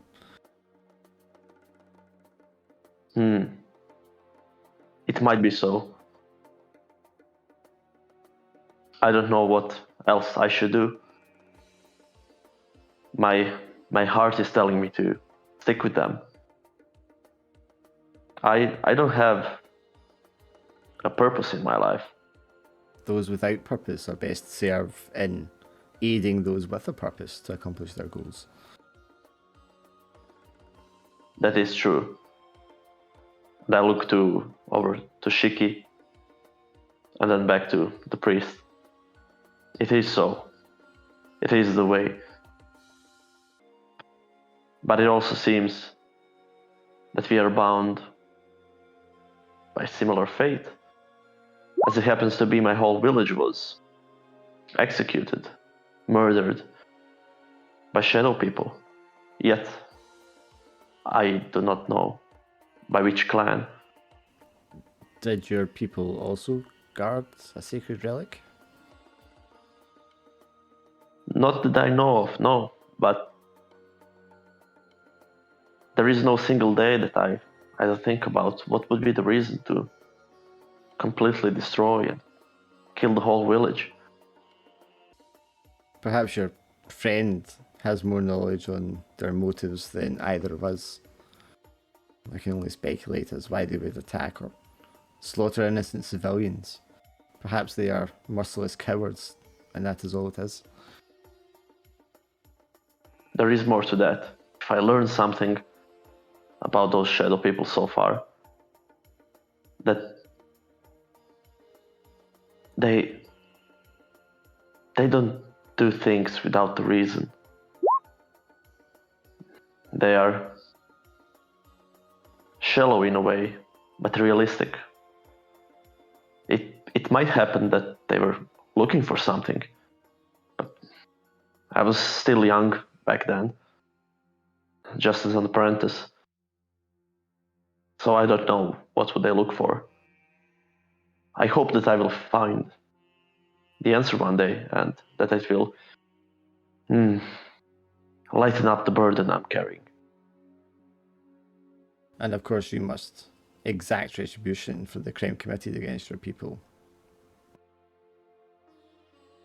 For this is balance, and this is the righteous thing to do.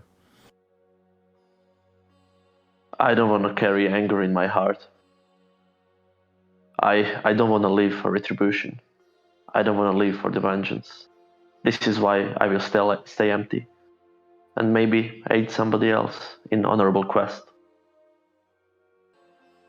There is nothing wrong, my son, in exacting justice on those who have wronged you. This is the way of Armuna, and the way of balance. Well, if it ever comes to that, there will be justice. Then may you find your way. There's never wrong in the punishment and destruction of evil. Then may you find your way.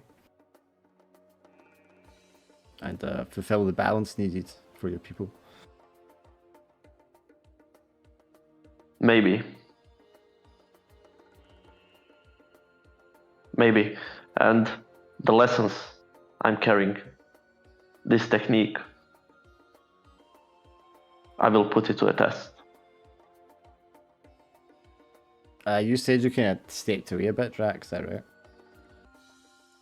Yeah, I would have said my 2 cents, and then as s6e was, I guess, telling him what we Yeah. were here for, I had to walk away. I want to say that whole conversation as well is kind of giving you like multiple like flashing. I mean, you know the way you remember a dream, sort of like partially, not very well, and that's how you're remembering some of the fate threads that you saw, and you've seen yourself killing this guy in some of those threads. You've seen this guy lashing out at you with great magical power in some of the threads. You talking about the priestess guy? Yeah, this guy. Yeah. So you're aware that there have been other paths where what happened here today was very different. I imagine if I had tried shadow stepping, it would have caused a really bad reaction. But I personally didn't think this guy, no, something's up with this guy. I don't trust him. No, totally. Yeah, and a lot of these threads, it did end in violence for one side or the other getting the better of you. So, yeah, those kind of like memories, images, thoughts are kind of in your head as you're walking away as well. Okay, so you just kind of finish your conversation with the priest in the room. And yeah, he indicates that Medalla, if you mention it to him, he will do his duty and will lead you to the desert if that's what you want. But the priest himself is going to want to get away and relay this new information to others, so they can come to some kind of decision about what their course of action will be. Is Raz not able to meet with him before he leaves? No, you won't see him because he's not going to go that way. I'm sorry, Sir Raz, but the High Priest had to step out for a moment. Understandable. Then we will have to meet with him another time. What was your business with the High Priest anyway? Out of curiosity. You don't need to say if you do not wish to. I seek the aid of the Azaudi people for when I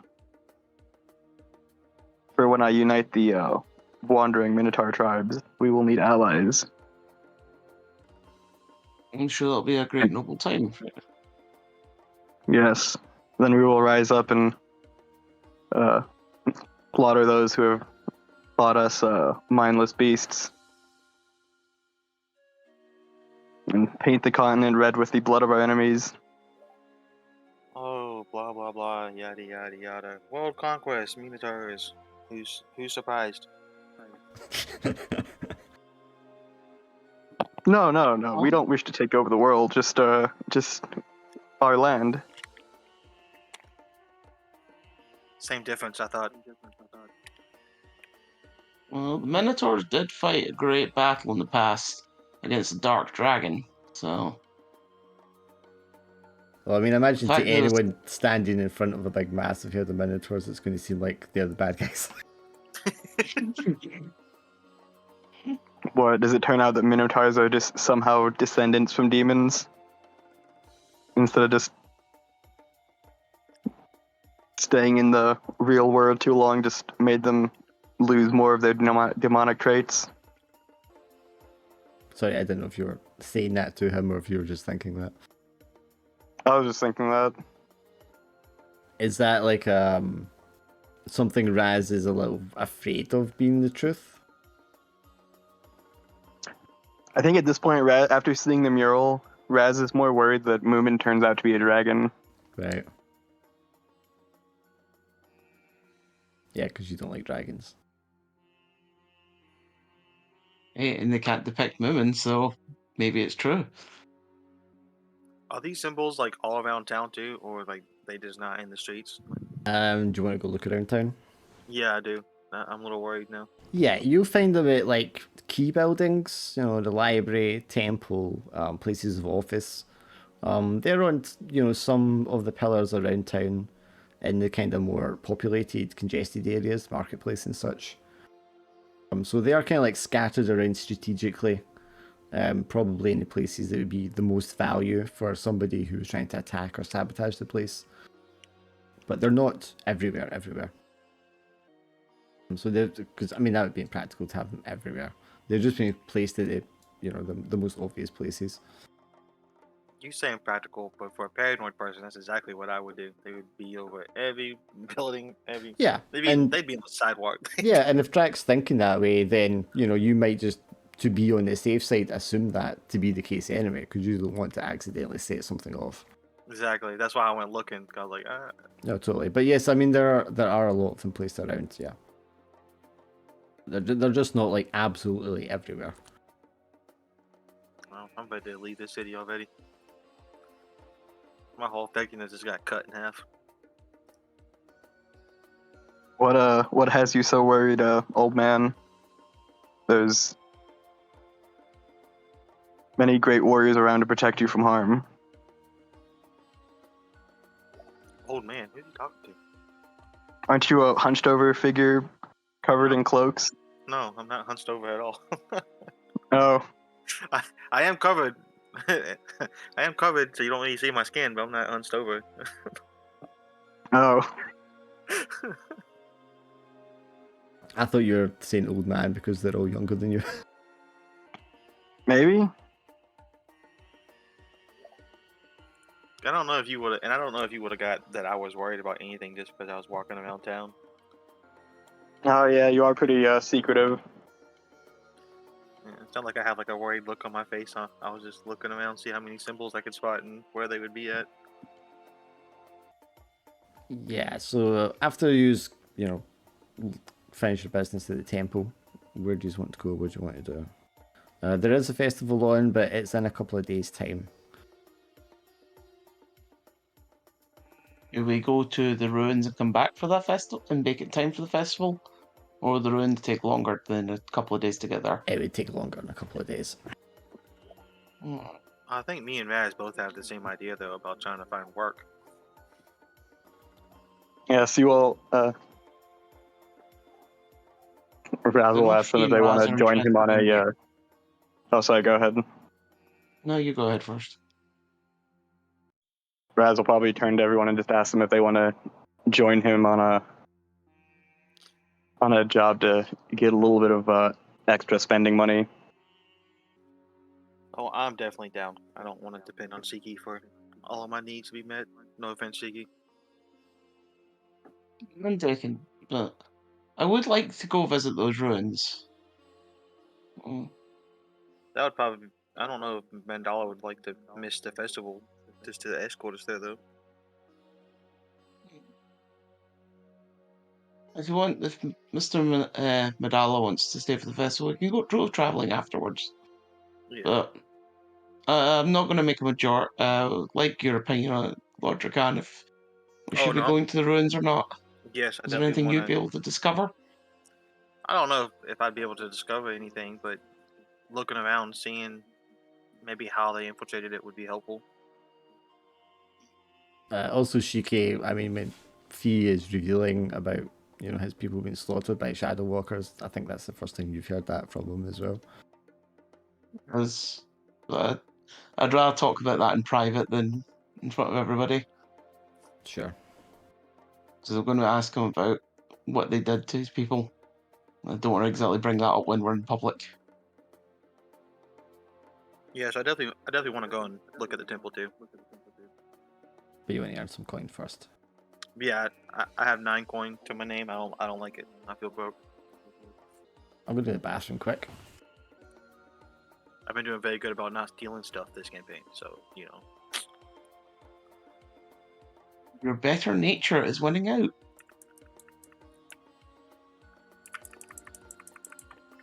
I like how both my characters from the southern continent are part of groups trying to conquer the southern continent. Yeah, color me surprised that the Minotaurs want to, assert dominance across the continent. Well, yeah, of course. What else would they do? It's not like they're gonna all get together and then decide to go fight Malekith to see who's strongest. That's probably how we're going to convince Raz to join the fight if he's still alive. It's like, Malekith says he's the strongest being in all existence. Prove him wrong. Well, these demons say they're stronger than you Minotaurs. I'm just saying, that's just what I've heard. Yeah, they think What? Minotaurs are a weak, puny race, these demons. Well, let's see if Raz survives this or gets killed by Grintook before the quest is over. That'd be like the most embarrassing ending just after like the final fight. We all survive, everything's great. And then Grintook gives you a meal and it's finally the one that kills you. And then he just falls over and crushes Grintook. As he's dying of poison, he grabs Grintook and crushes him to death. Exact same. Yeah, but he doesn't kill Grintook because he fed him poison. He kills Grintook because the meal tasted bad. No, he probably kills him because the meal tasted great, but it's killing him. It's like, the best meal I've ever tasted. I just picture him not knowing that he's being poisoned and dying. So like the reason he kills Grintook because the meal tasted bad. Yeah. Yeah, stuff like that. Oh, so fucking dizzy, man. You alright? I don't know what it is, man. You need to call it today? Nah, Pick I'm up? alright. I just had to splash some water in my face. Yeah, okay. So, after the temple, you're going around checking for symbols. And Raz, did you want to wait till nighttime to ask people for work? Yeah, he'd probably wait until it gets dark and then go to some of the shadier places in town. Sure, and since Drac is also looking for coin, I take it Drac's going to kind of go with him. Yeah, I'd go with him. Right, so you two are going to go to that. Fee, after you come back from the temple and you've overheard the mission that you've been dragged along so far, and that's the first time you're kind of learning the nature of what they're doing. And what is it you're going to do? I'm gonna go to my bedroom and meditate, empty the mind, and see if any vision of significance will sprout up. Sure. You focus your mind to fall into a trance, and you find yourself standing in a room made of like polished marble. And in front of you is this gigantic oval mirror. And it's sitting in like a silver frame, just floating there in front of you. It's like easily twice the height of you. This is like you feel like you're in a livid dream, a lucid dream. You look down and you touch your fingers together and you can like feel the tips of your fingers. You reach out and you touch the surface of this mirror and it's cold and smooth. And then it's kind of spongy in liquid, and your fingers start to like go through the surface, and a kind of like icy cold feeling, as if they're like dipping into cold water. Do you want to step into the mirror? Yes, I will step into the mirror. You step into the mirror, and suddenly you're standing in like a hall of mirrors. There are thousands of them lined up either side of this long hallway. The roof above you is like sparkling with stars.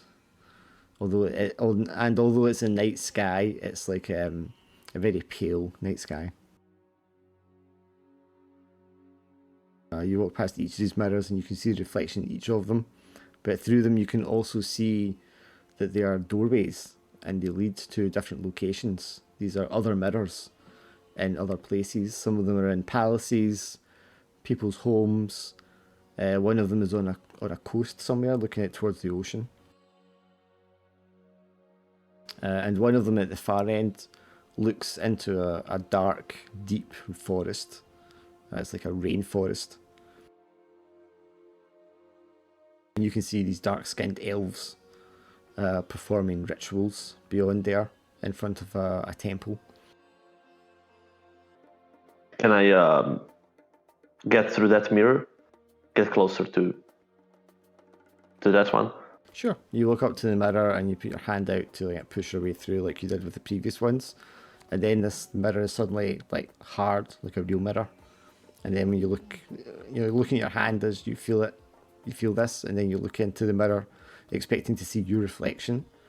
But you see, looking back at you, a very pale-skinned looking dragon. And that's where your vision ends.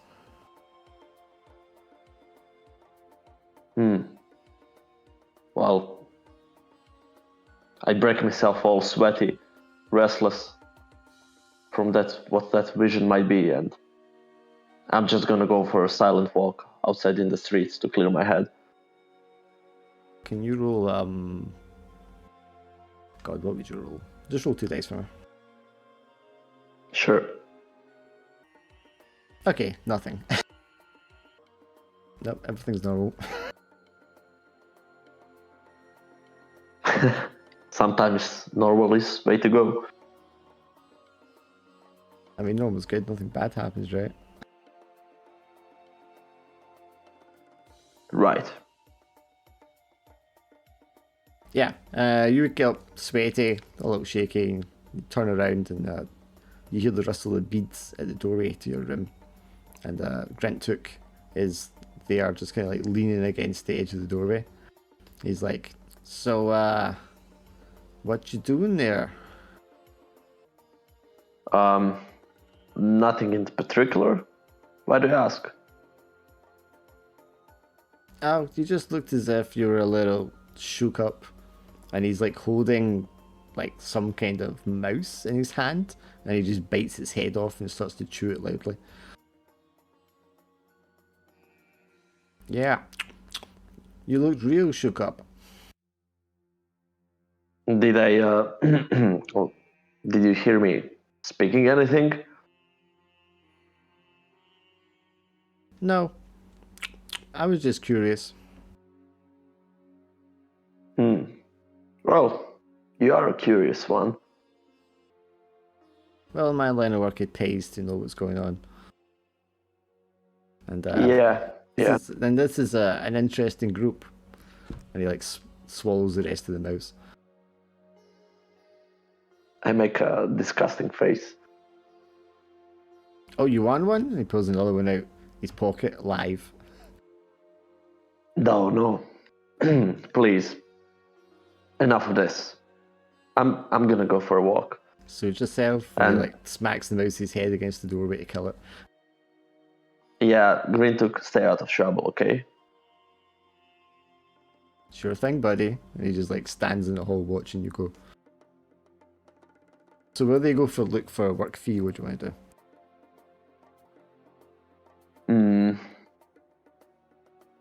I don't know. Probably go for a drink or something. Just try and relax, okay. Yeah. Shaky will meet up with Fee before he leaves the house. Whenever you want to talk about what you said at the church to the high priest, feel free to come see me. I'll pat his shoulder as I walk to go to my own bedroom. Well, we can go out for a drink if you would like. I was on my way out. Oh, no thank you. I'd rather take a nice peaceful rest in my room tonight.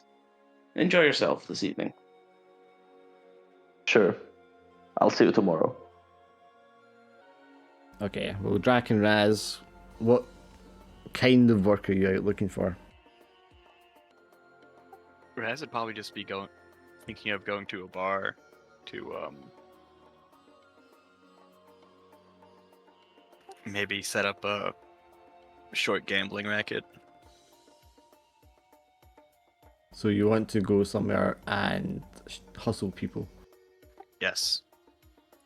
That's like right up my alley. I would love to help him with that. I thought you were going to say, no, I don't want to get involved in a fight, but okay. Okay, well this I is... love cheating people with like sleight of hand. That's me. Okay, well this is Raz is going to have to roll a sneaky roll. Would I get advantage for being a mercenary? You can have advantage if Drac helps you. Oh, I'm helping him all the way. So what is the nature of this racket that you're pulling off?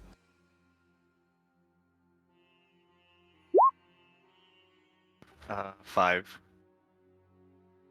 Well, He's just gonna challenge people to a contest of strength for money. okay, so where's the grift? I don't have any money. Okay, well, how is Drac aiding this then? Or I guess we could just play cards. Well, hang on. I was thinking if you want to do a contest of strength, I think my aid would be like I'm casting a spell over him. I have like illusions my forte, so maybe I'm trying to make him look sickly or something. Okay, so you're trying to give him an appearance that, oh, this is going to be an easy win. Yeah, it'd be an easy win for people. Okay. Okay, but he rolled a 5, so he's going to Yeah, pick a so, fight, and quite eagerly, this young Azoti guy stands up, and he is like absolutely just stark naked, full frontal, and he's very, very confident of his abilities.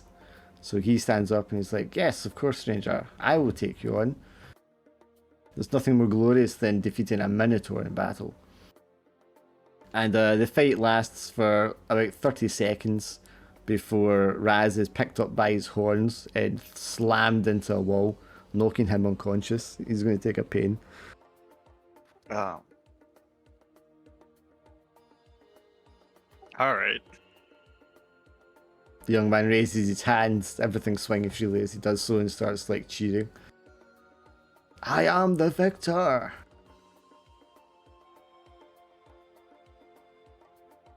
And then he'll walk over and offer you his hand, Raz, to help you up. It just lets out a boisterous laugh and say, now we must drink. "Yes, drink, we shall. Drink for our ancestors, drink for our children, drink for us tonight." And they're drinking like jugs of wine at a time, because it takes quite a lot to get them drunk. Well, I guess now that everyone's distracted, it'd be a perfect time to pick people's pockets. The naked. So we go from hustling to just robbing them. The naked. The thought crossed my mind, but the naked. So like I'd have to steal like jewelry off of them, which with them being drunk would help me with that. So I was just gonna keep waiting. Yeah, I mean, they'll be wearing jewellery. You'll have like bracelets, things around their neck, necklaces, collars. Probably not rings as much. Alright. He just stands up and shouts loudly, "Who thinks they can best me in a contest of drinks?"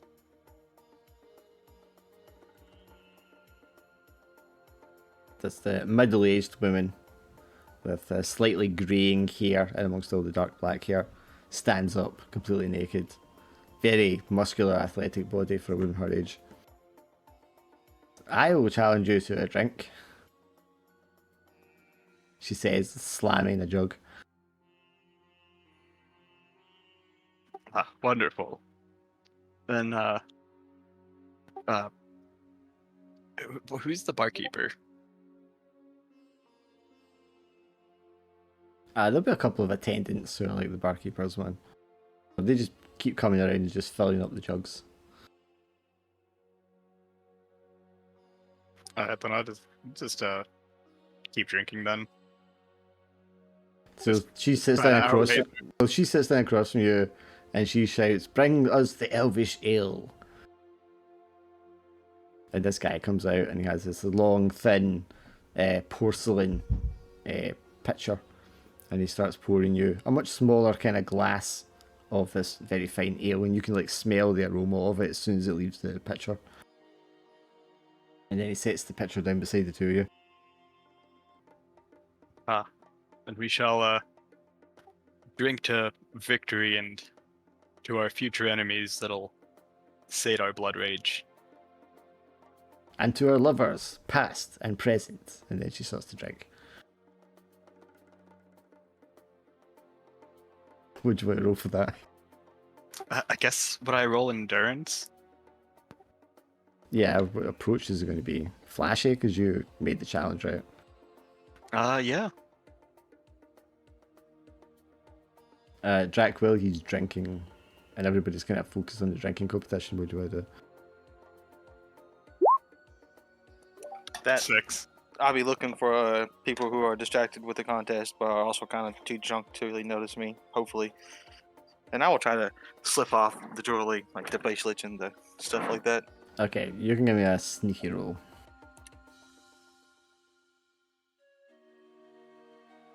I just realized that I have easily distracted by female flesh, and I suppose I walked into a bar during the drinking contest with all of the boobies and asses all over the place. Yeah, there are some people who have been drinking for a while already, and as the night goes on, they're like on couches in these big pillow beds that are in like the kind of wide open areas at the ends of the bar, and they're already starting to get involved with each other physically. So Raz, you are going to successfully down your drink, and you're going to be able to down 2.5 of them, which is going to beat her because she's going to fall unconscious after 1.5 drinks. This thing happens like as soon as it leaves your lips, you can feel it like invading your senses and clouding your mind. But your natural endurance just means that you can take a lot more of it than her before you succumb to the effects. But after the 2.5 cups, you and this woman are like frolicking and rolling about on the floor, coddling and kissing each other in the throes of passion. Excellent. Now there's a show to distract my would-be victims. Yes, Drac, you can roll D20 for me. Okay, so you're going to get trinkets worth a whopping 2 gold coins. Hey, I'm okay with that. That's 2 coins I didn't have. Puts me back above 10. As you're doing so, you're not entirely unnoticed. And an aged woman who is, it's still a fine physical specimen, especially for her age, but is obviously much older and elderly, approaches you, and she just kind of like coyly touches you on the shoulder and asks you if you've been here before and if you come here often. Oh, this is awkward. I guess I would just respond in kind with flirty tones while I try to, walk away. So you're trying to like be polite but slink away at the same time. Yeah, I'm trying to be polite and charming while slinking away. And if she doesn't let me, I'm not gonna like force the issue. I guess I'll just give in. Okay, you can roll a sneaky for me because it is a sneaky act to try to slink away. 2d6 plus 2 is 10. Okay, so you're going to be able to politely get away without offending her. but not before she gives you a firm kiss and an even firmer groping of your buttocks. The things I do for trinkets. Yes, Fee, you enter, and I imagine like you get a couple of drinks in, and you're just you're staring more than anything else. Yeah, my eyes are popping out. My jaw dropped down to the floor, basically. Yeah. And this is, there's a lot of wine flowing around, and there's a lot of really strong, high-strength alcohol. And you're not a big lad. So I don't know if you want to try and resist it and, get out of there in one piece, or if you're just going to succumb to the next activities. I don't know. I could easily be persuaded by staying, I suppose I'm just in shock and in awe seeing all of those naked women, and I don't have experience with them, and I suppose I would just anxiously be staring at them. Yeah, not resisting. So you would be trying to resist, yeah, on some level. Yeah, because I'm just anxious and insecure. Okay, so I think you'd resist with force, if you want to roll force, but you'll have disadvantage. Sure. Now we just need another succubus to pop up. Yeah. Clearly you're the succubus, Oh. and that's why this is happening.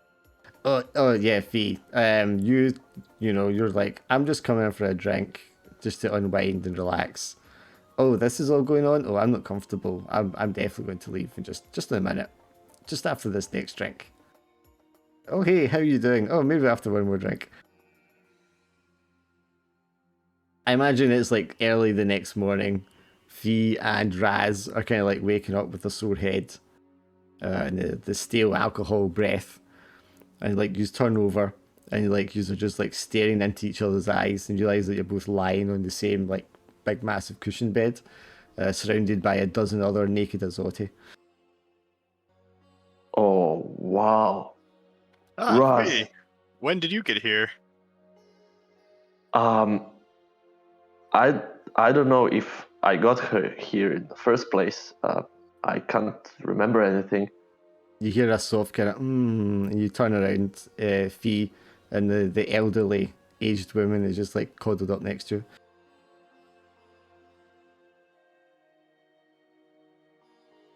Wow. I've seen These you are on the way to huge. catch. Raz, this has never happened to me before. Don't worry. This is marvelous. There's a first time for everything. It's such a pity that I can't remember anything.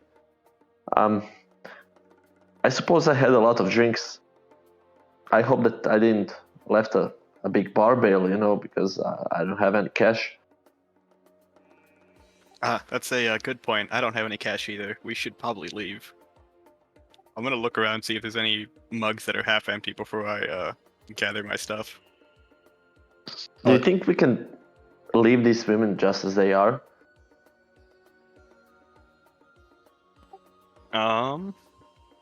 It'll probably be fine. But we should probably go before they wake up.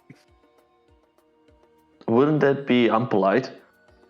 Oh, definitely. But I'd rather not be polite than get caught without any money. That could be double unpolite, if you ask me. It might seem that we ran away without paying, What? No, never. We're just slowly walking towards the door. I thought you were going to go like, yes, that's the point. But yeah, that's exactly what we're doing.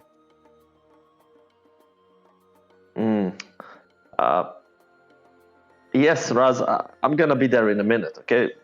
Just give me some time to get dressed. And Are there any as I will be... Sorry, go ahead. As I will be dressing, I will try to wake up the elderly woman and ask her if we owe any money. She kind of looks confused at the concept. No, you're guests in our city. We wouldn't ask you to pay. Besides, you've already repaid us several times over. Oh, I did? He's blushing. Yes, of course you did. And she like runs one finger down your chest. Yeah, this. I'll see you later. I'm gonna participate in the tournament, you know. She's just nodding. She's like, yes, you told him before. Don't worry, I'll be there in the stands rooting for you.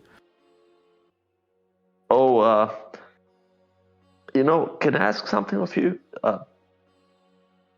It would be much easier for me to focus if you would be covered, if you know what I mean.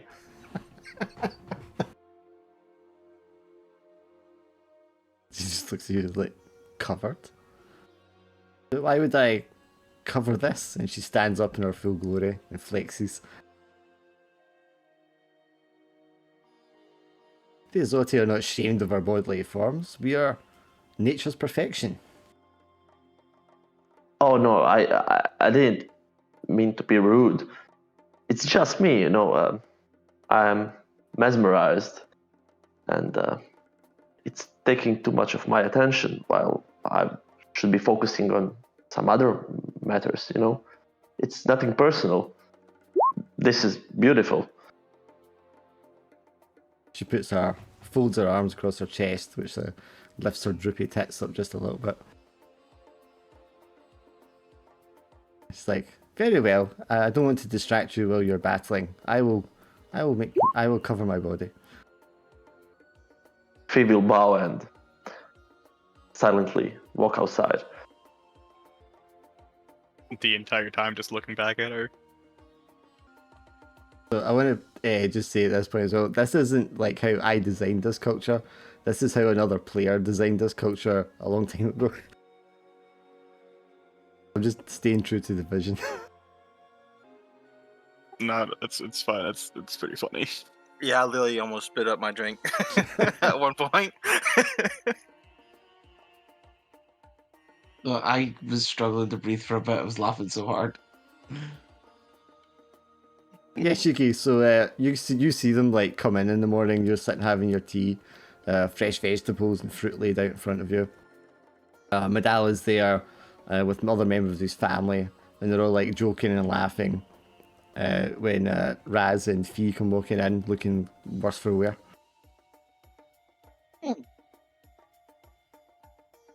You're looking rather tad exerted over the night. Was it a pleasant one? Ah, yes. I can hardly remember a night in recent years that was so exhilarating. Yes.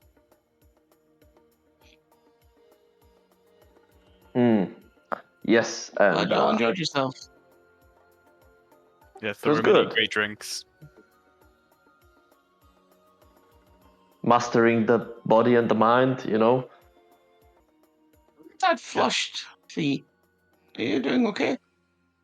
Don't worry, he was crushed a little bit, but he made it through. Just slaps him on the back. At that point, Fee realizes how bruised his body feels. Oh, yeah. I don't know why, but my body is so sore. You might have a few broken bones. Oh. You might want to ask Milady Jam to have a look at you later. But have we decided if we're going to press on to the ruins or if we're going to go back down the river? Or stay for the festival, Medala says excitedly. Yeah, I thought we plan to stay for the festival. I meant for after the festival is finished. Yeah, I thought we'd already decided to go to the temple, like the abandoned temple or whatever. He's like, feasting, fighting, lovemaking, for days and days on end.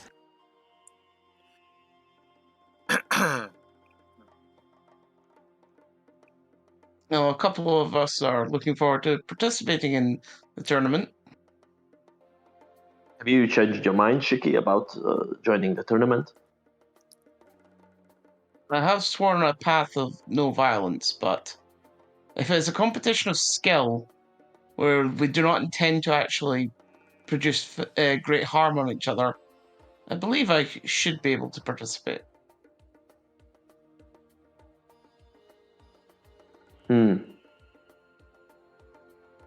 Well, it's interesting. I grew up sparring daily with my best friend. There was a degree of violence, but it was different form of violence. Would you like to spar this afternoon? Get ourselves some practice for the upcoming tournament. Sure. Why not? We'll be ready for a tournament. It will be so fun. You, Raz, Medela, me. Oh, it's gonna be so fun. What do you plan to do upon the festivities, Lord Drakan? I don't know. I haven't decided if I'm gonna join this tournament or not myself, to be honest. Raz is just gonna offhandedly mention that I've heard there's not much gambling in this land. maybe someone of your nature could assist with that. As cowardly as you are, you must be well managed with money. No, these people are far too honorable to be betting with money. It's like, on the contrary, my friend, there's nothing like putting a wager on the outcome of a battle. Is that Mandala who said that? Yeah. Is that so? Oh yes. You want to use your own experience to compare the outcome of the battle, and of course the family's honour is at stake. Yes, Grintik always says if you can't make money during a fight, then what's the point of fighting? I think that's the smartest thing I've ever heard coming from that goblin. At that point, you notice that he is not present at the breakfast table. He's hunting for mice or something. Kiki just doesn't care. So how does the betting work around here then, Mandala? I imagine it's the same as most places. You put down your wager. There will be predetermined estimated odds on the victor, and if your guess is right, then you will take winnings. Right, so there's a booth or somewhere at the arena where I can place my bets at? Yes, there will be an official who will take your wagers. What about the fighters? Can they bet on themselves or on other fights while they're waiting for their fight? They can indeed bet on other fighters. It is discouraged to bet on a close relative, such as a brother, but you are free to do so if you wish.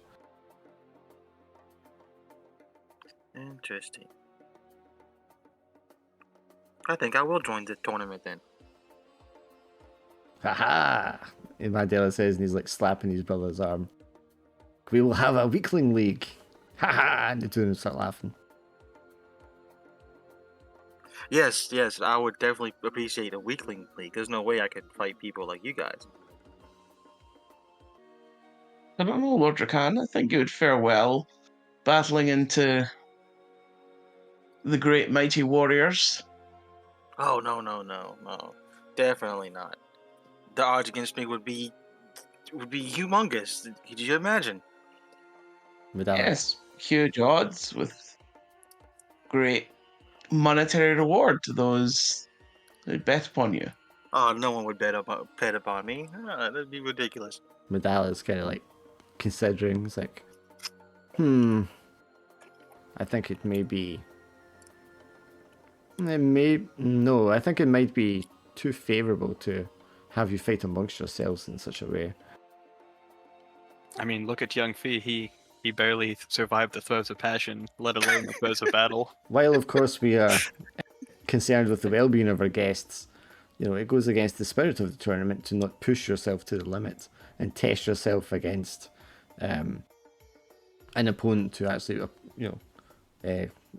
gives you a challenge. Well, I mean, if that's the custom here, then I suppose I'll just have to do my best.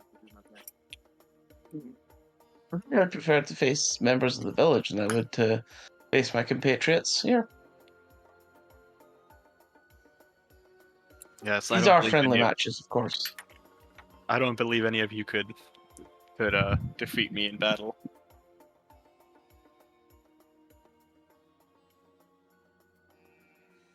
No, I believe Raz would be the victor of our crew. And while we're talking about the tournament, Medela, what is the prize of the winner of the tournament? It's like biting into a big mango as you see this, and just like chomping it, slabbering everywhere. Prize? What do you mean? Well, the winner, the champion. What is the reward for the winner? Oh, prestige. To be known as the mightiest among us. Oh, very good. We do not compete for trinkets or monetary gain. Those are pursuits of business. No, this is about pitting oneself against a competitor to push your limits and to judge yourself in the eyes of others. I like that. Yes, we are not bandits. We are not seeking to best each other for monetary gain. Mr. Medela, this place. It feels like home. It just nods appreciatively. Well, thank you. I'm glad you feel comfortable here. I'm looking forward to seeing you in the tournament, Master Fee. Yes, I'm here. I'm very excited. You seem a lot cheerier today, Medala. Have your troubles passed, or? His father just kind of like like that. And Medalla just looks over to you. It's like, no, there's no troubles, my friend. There was a simple misunderstanding yesterday, was all. It's been a long You time just since seem I've... down. Yes, well, it's been a long time since I've been home, and a great many things have happened here since then, but... No, today I'm in a good mood. High spirits. Good to hear. I heard you were mentioning travel to a temple somewhere? The high priest said you could escort us to the old ruins if we desire to go there. We're still undecided if we wish to travel. Looks again over to his family members. Siki, you're the only one who seems to not be undecided if we're going there or not. I would like to go. We all said we're going. You're the one who keeps saying, well, maybe we're not. Maybe we are. Yeah, I'm fine with going anywhere as long as I get to fight stuff. And so then we'll be going to the ruins after the village tournament. Yeah, we didn't want to deprive Mandala of his chance to enjoy the festival. Or ourselves. Yeah, he's going to look kind of relieved there, because for a moment he was like, what, I'm going to miss it? Yes, of course, if you wish to travel there afterwards, I'd be happy to, my friends. Thank you again for your hospitality and for guiding us in the near future. Of course. Now, we should feast and celebrate Master Fee's introduction to the Azoti culture. Here, here.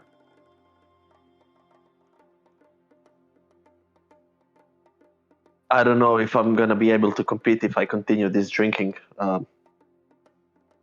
will you excuse me if I take it easy today?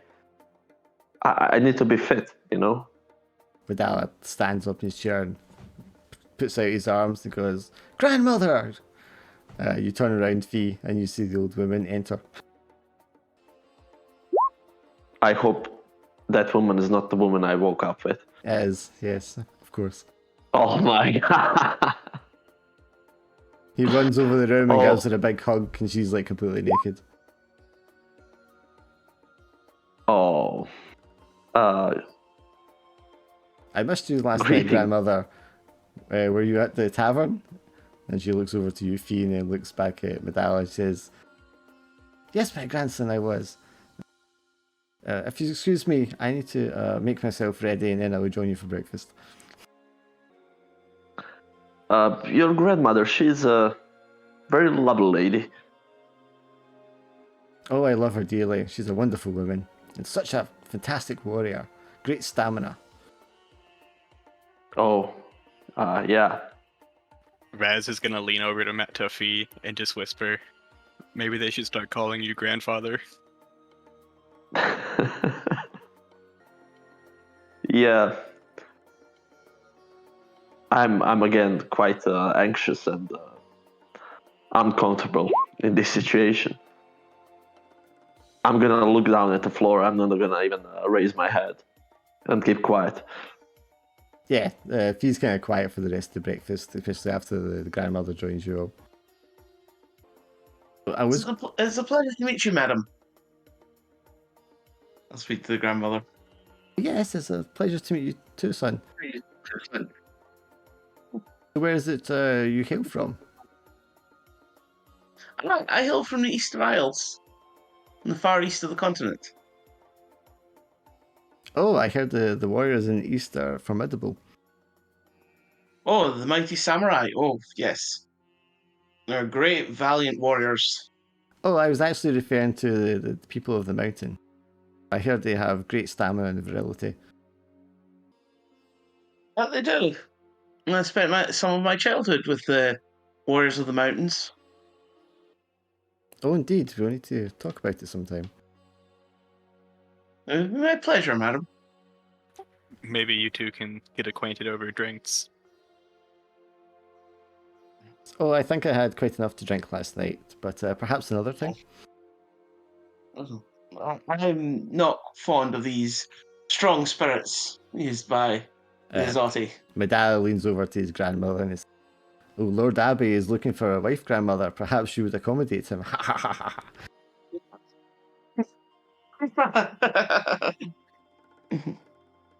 She like laughs and puts her hand on your shoulder. It's like, no, I'm too old for all that. This food is quite grand. Maybe I'll have to steal your chef and let you take Grintook. Medalla's like tucking into more vegetables. Oh, it's funny you should say that, Razlero. Our chef actually mentioned that she met you yesterday and was asking if you were involved with anyone. Unfortunately, I would have to decline. I can't. It would be improper for me to be with anyone who's not a Minotaur on a permanent basis. I'm sure she'll be most disheartened to hear that. She was quite impressed by your strength yesterday. Not so much with your companion, the little green one. Yes, he takes some. He's an acquired taste, but you can never go wrong with Goblin every once in a while. I'm sure not many are fond of the little green one. But with the right spices, they can go with almost anything. Yeah. So the rest of breakfast is just like catching up, telling stories and jokes with each other. I was going to move into tournament, but I kind of think we should wait for Jam to be around for that one as well. Not just because she can heal you. Yeah, I'm gonna have some great funny reactions to the tournament. Was there any like sneaking around or setting anything up you wanted to do first? Otherwise, we'll just call it there and do the tournament stuff next time. If he wants to talk about, what happened to his village, Shiki's willing to wait, listen to him, hear him out. But, and also if he wants to do a sparring session with V. Yeah, Fee would be happy to participate in a conversation and sparring session. Okay, well, I can imagine you just find yourself a spot outside under the shade after breakfast. I also imagine the Medalla family watching. Yeah, they'll be like sat on the rooftop. Big jugs of like fruit juice to sit and watch.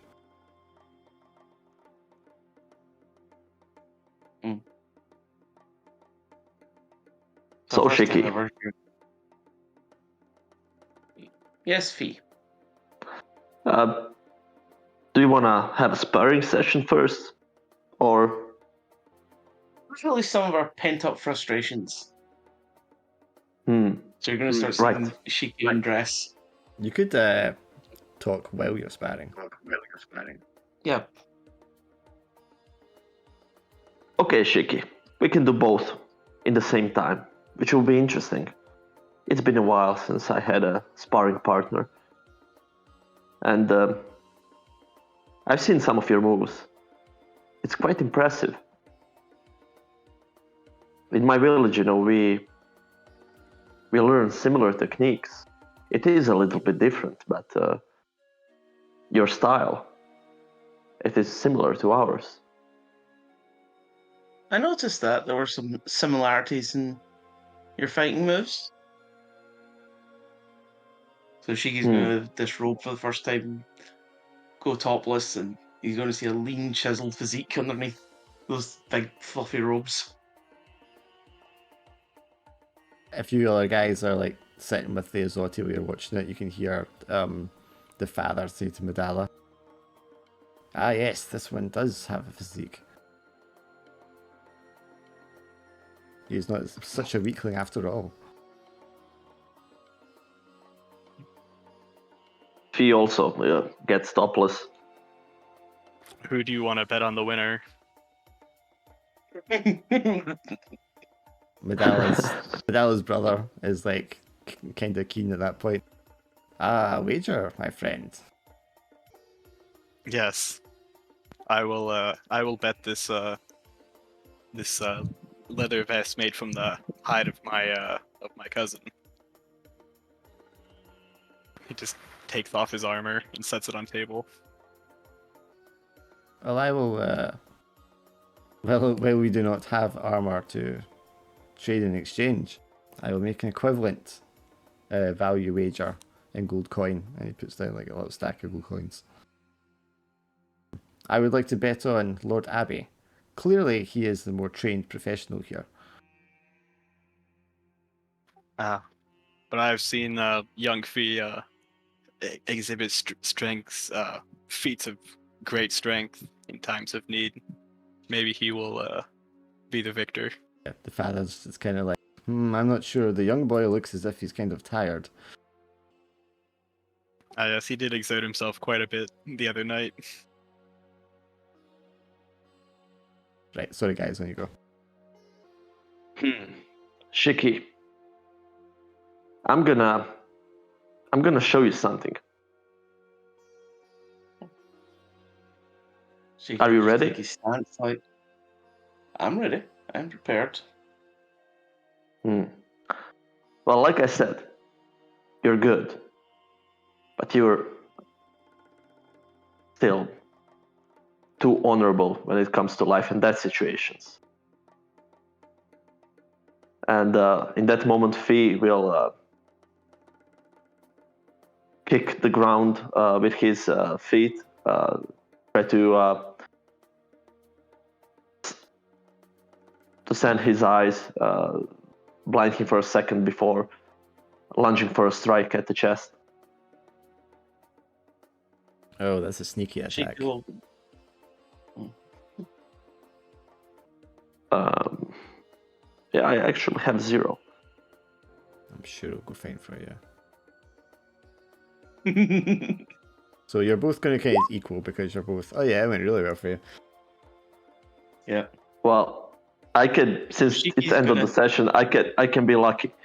Oh, Oh, you go for lucky. PvP is lucky. Dirty.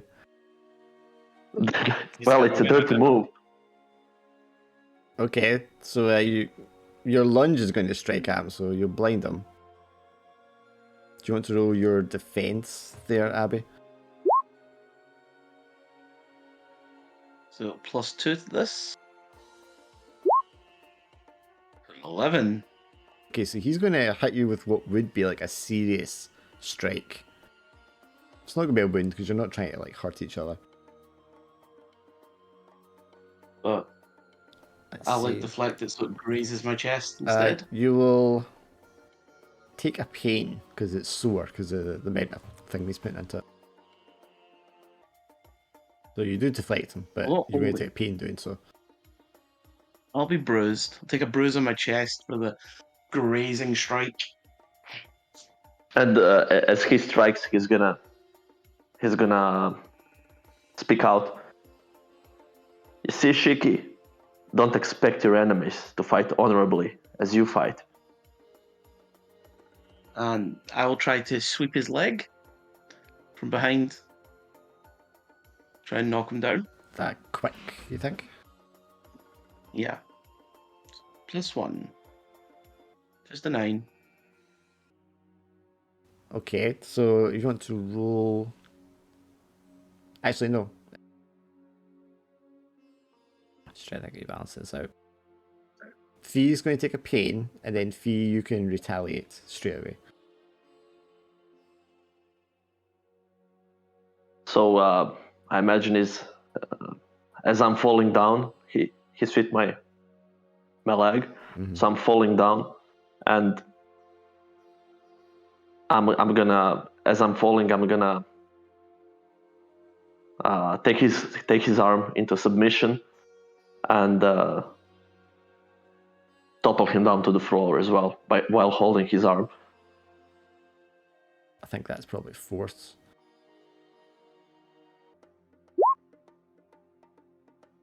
Jesus. As he tries to grab my arm, I just break the hold as he's falling before he actually gets to drag me down. Yep, and then you This can. is his left opening. I will just go for a counter strike. What would be but stop before actually hitting him. Because that would be a win. Do you want to go for careful then? Yeah, to make sure I don't actually hurt him, but Yeah. Oh, that aced it, doesn't yeah. matter the modifier. That is a finisher. Yep, he breaks your kind of grab hold for submission. And then just basically like pins you in what would have been like a killing blow. A kick in the head.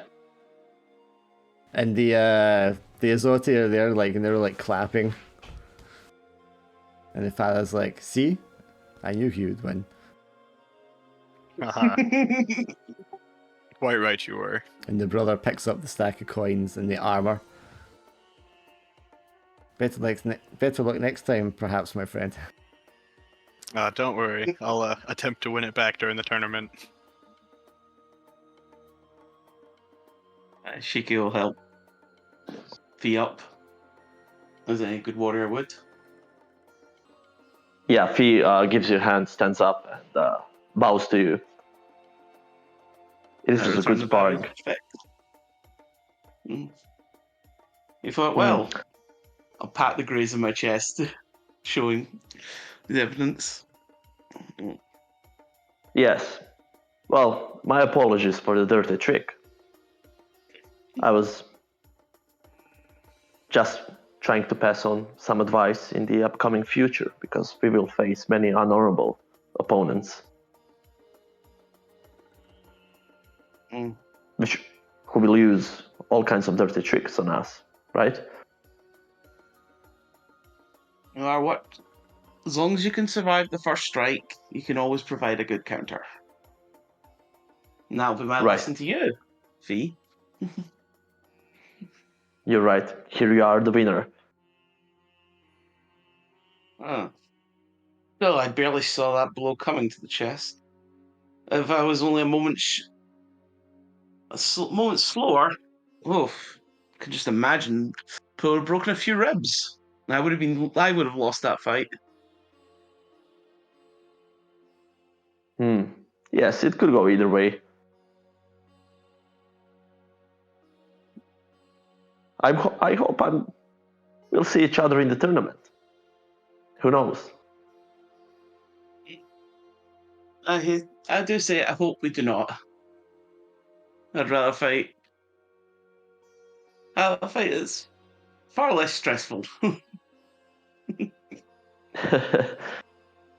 Yes. Well, you're gonna have to give me a rematch someday, you know?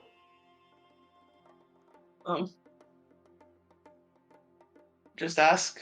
If we're free at the time, I shall provide. Yes.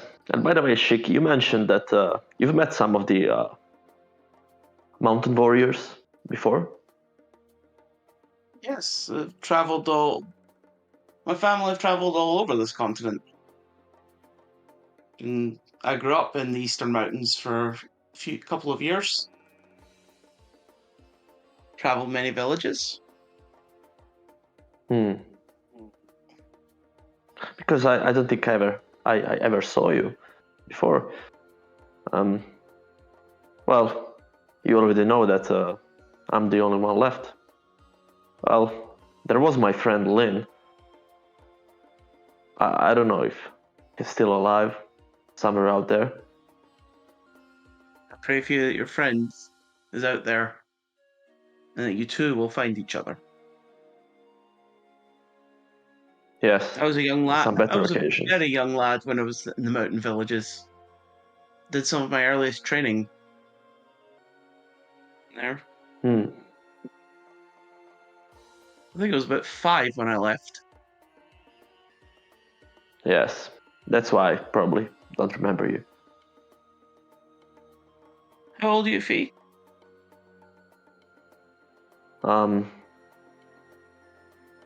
He makes a little bit sad face. He's thinking and thinking. Then he just looks at you. I don't think I can remember.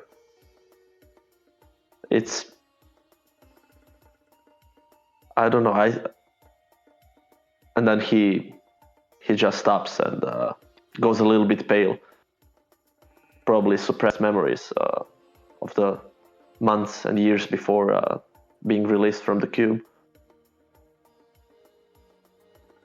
I understand you're locked away at that place. Time doesn't exactly flow naturally for most people there. Yes. What about you? How old are you? I'll be 23 upon the next fall. I reckon we could be around the same age. I could be in my 20s. You're looking I at don't it. remember how. Sorry, Shiki's like looking at Fee, just thinking, this boy's never in his 20s. There's no way he's in his 20s from what I think. Like, I was going through his head, it's like, yeah, I left when I was 5. He's like, oh, I don't remember you there. I'm like, yeah, I don't think you were born then. That's what I'm trying to imply.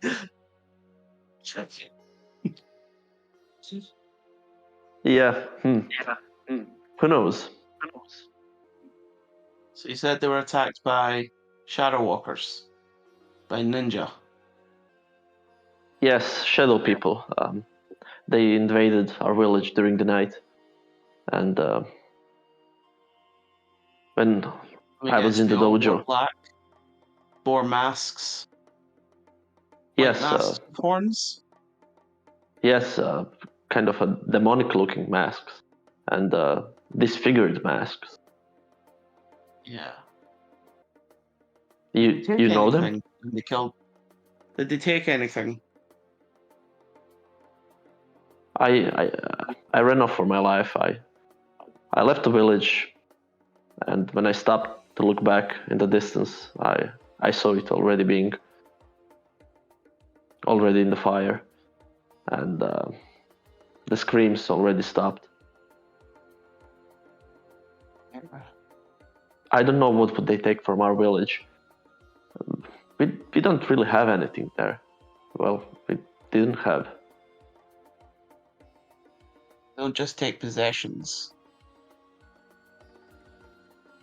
Nothing really of value. We didn't use gold so much. We don't have a natural resource. Nothing really that I could recall would be precious. To kill off everybody for that. Now, there is another precious thing they could be taking. I'm just going And to what point is to his that? chest. Sometimes they I- take lives. Take things from living people. They're monsters, butchers, the worst of scum. I've been told not all ninja are like that, but the ones that attacked my family were. And sound very similar to the ones that attacked yours. And what happened with your family and the ninjas? We lost over 40 clansmen that night, the raid. They stole our family treasure, the tablet that we were sworn to protect, and the two guardians, my great uncle and his best friend. They were ripped apart. Didn't realize till the next morning, after the raid, their hearts ripped from their living chest, taken while it still beat it. For what reason? Our family's been trying to figure that out ever since. Trying to find whoever did this. In nearly 200 years, we still don't know. Well, in 4 generations, I should say. In 4 generations, we still haven't figured out. Well, I don't know what to say. There's much to say. Right. People I'm always attacked your trying. village the same as the ones who attacked my clan all those years ago. I swear I'll kill every single one of them. Right. For some things, there are no words. No, sometimes there are not. But there is always action. Well, Shiki, Come. Yes. I'm gonna be your friend. I'm gonna be your companion. And I'm gonna watch your back. And I am joining with you on this mission to restore the tablets. And ask for Fib your will friend. Fib will give his hand in the form of a handshake. And Shiki will reciprocate. And Shiki will also go into his robes and pull out a small little pendant and give it a fee. It's a sign that you're a friend of the Abe clan. If you ever get lost, forever set, if you ever you need some help, you can use this once to get yourself some. This I swear to you, in the name of the Abe clan. Thank you very much. I appreciate it. No problems, my friend. Come, it's time for lunch. Well, I'm gonna see you later. I'm not hungry. Yeah, you do seem a little tad tired, my friend. Go rest up. Yes, I'll see you later. And the bromance of Shiki and Fee starts now. Oh yeah. Okay. We didn't get half as far as I thought we'd get today either. How it's gonna be. We're always gonna get halfway to where we're supposed to be. We're never actually gonna get there. It's not supposed to be. I like it when you just kind of just like fill it with stuff. But just I usually sit down and I'm kind of like, shit, I don't know if I've got enough. I don't think it was so bad. We didn't have jam today, so. Yeah, we did just take it slow today, but it was quite nice. Sessions. Next week, got the tournament in the ruins next week. Yeah, I think we're doing a tournament when Jam's here, so everybody's kind of on board.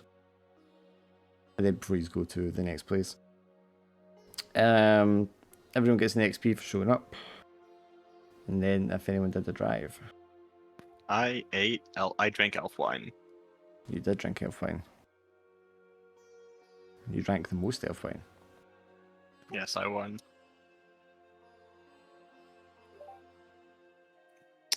Not sure I accomplished any of my goals, my drives this time.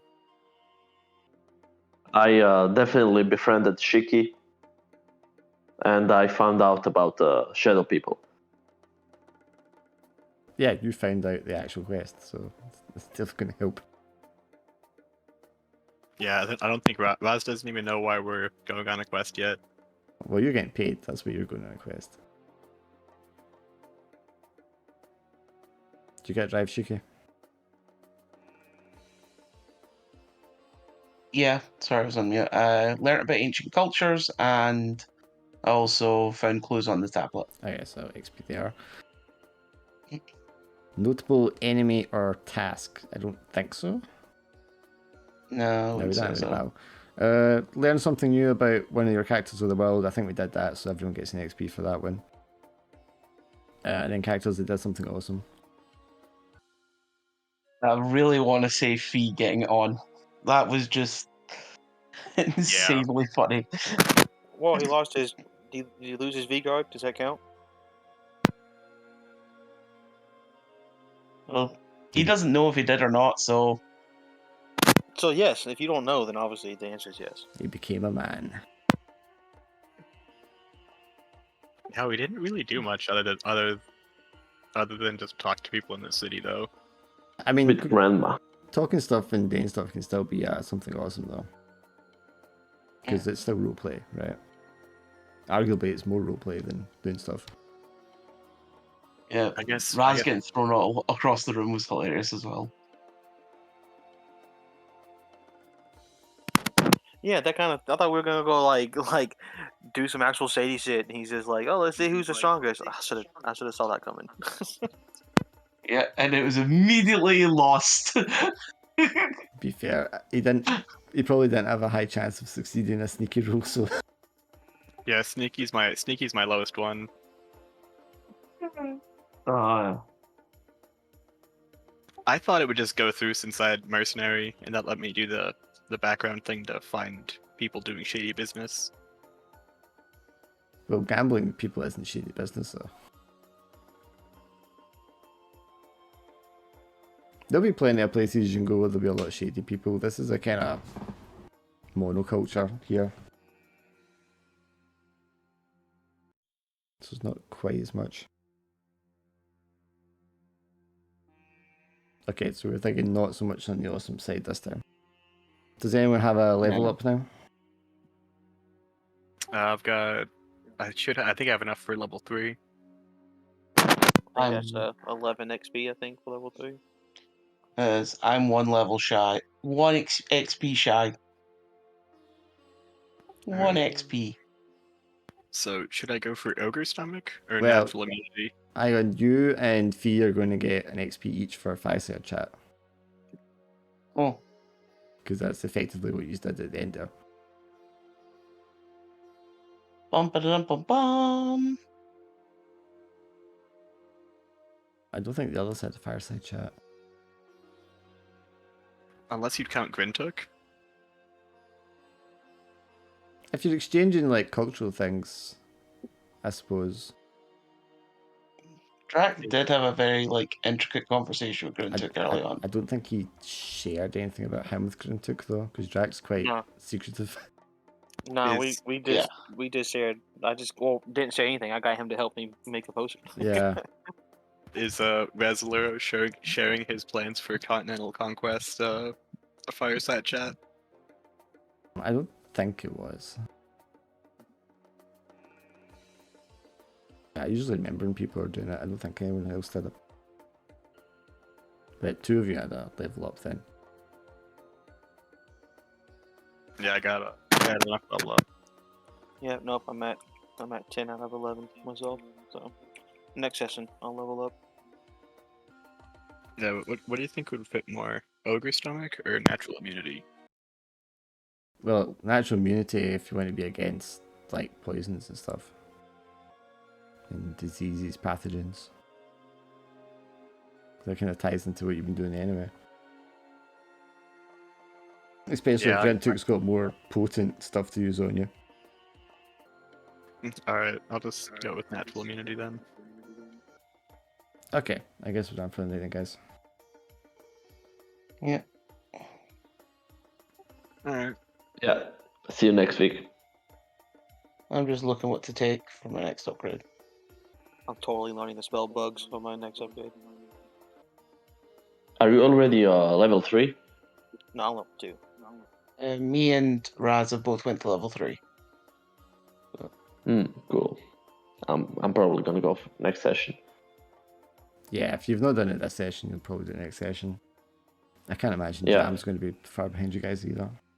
Well, anyway, I'm gonna see you next week. Yep. Cheers. Thanks, See ya. Alright, Cheers. later.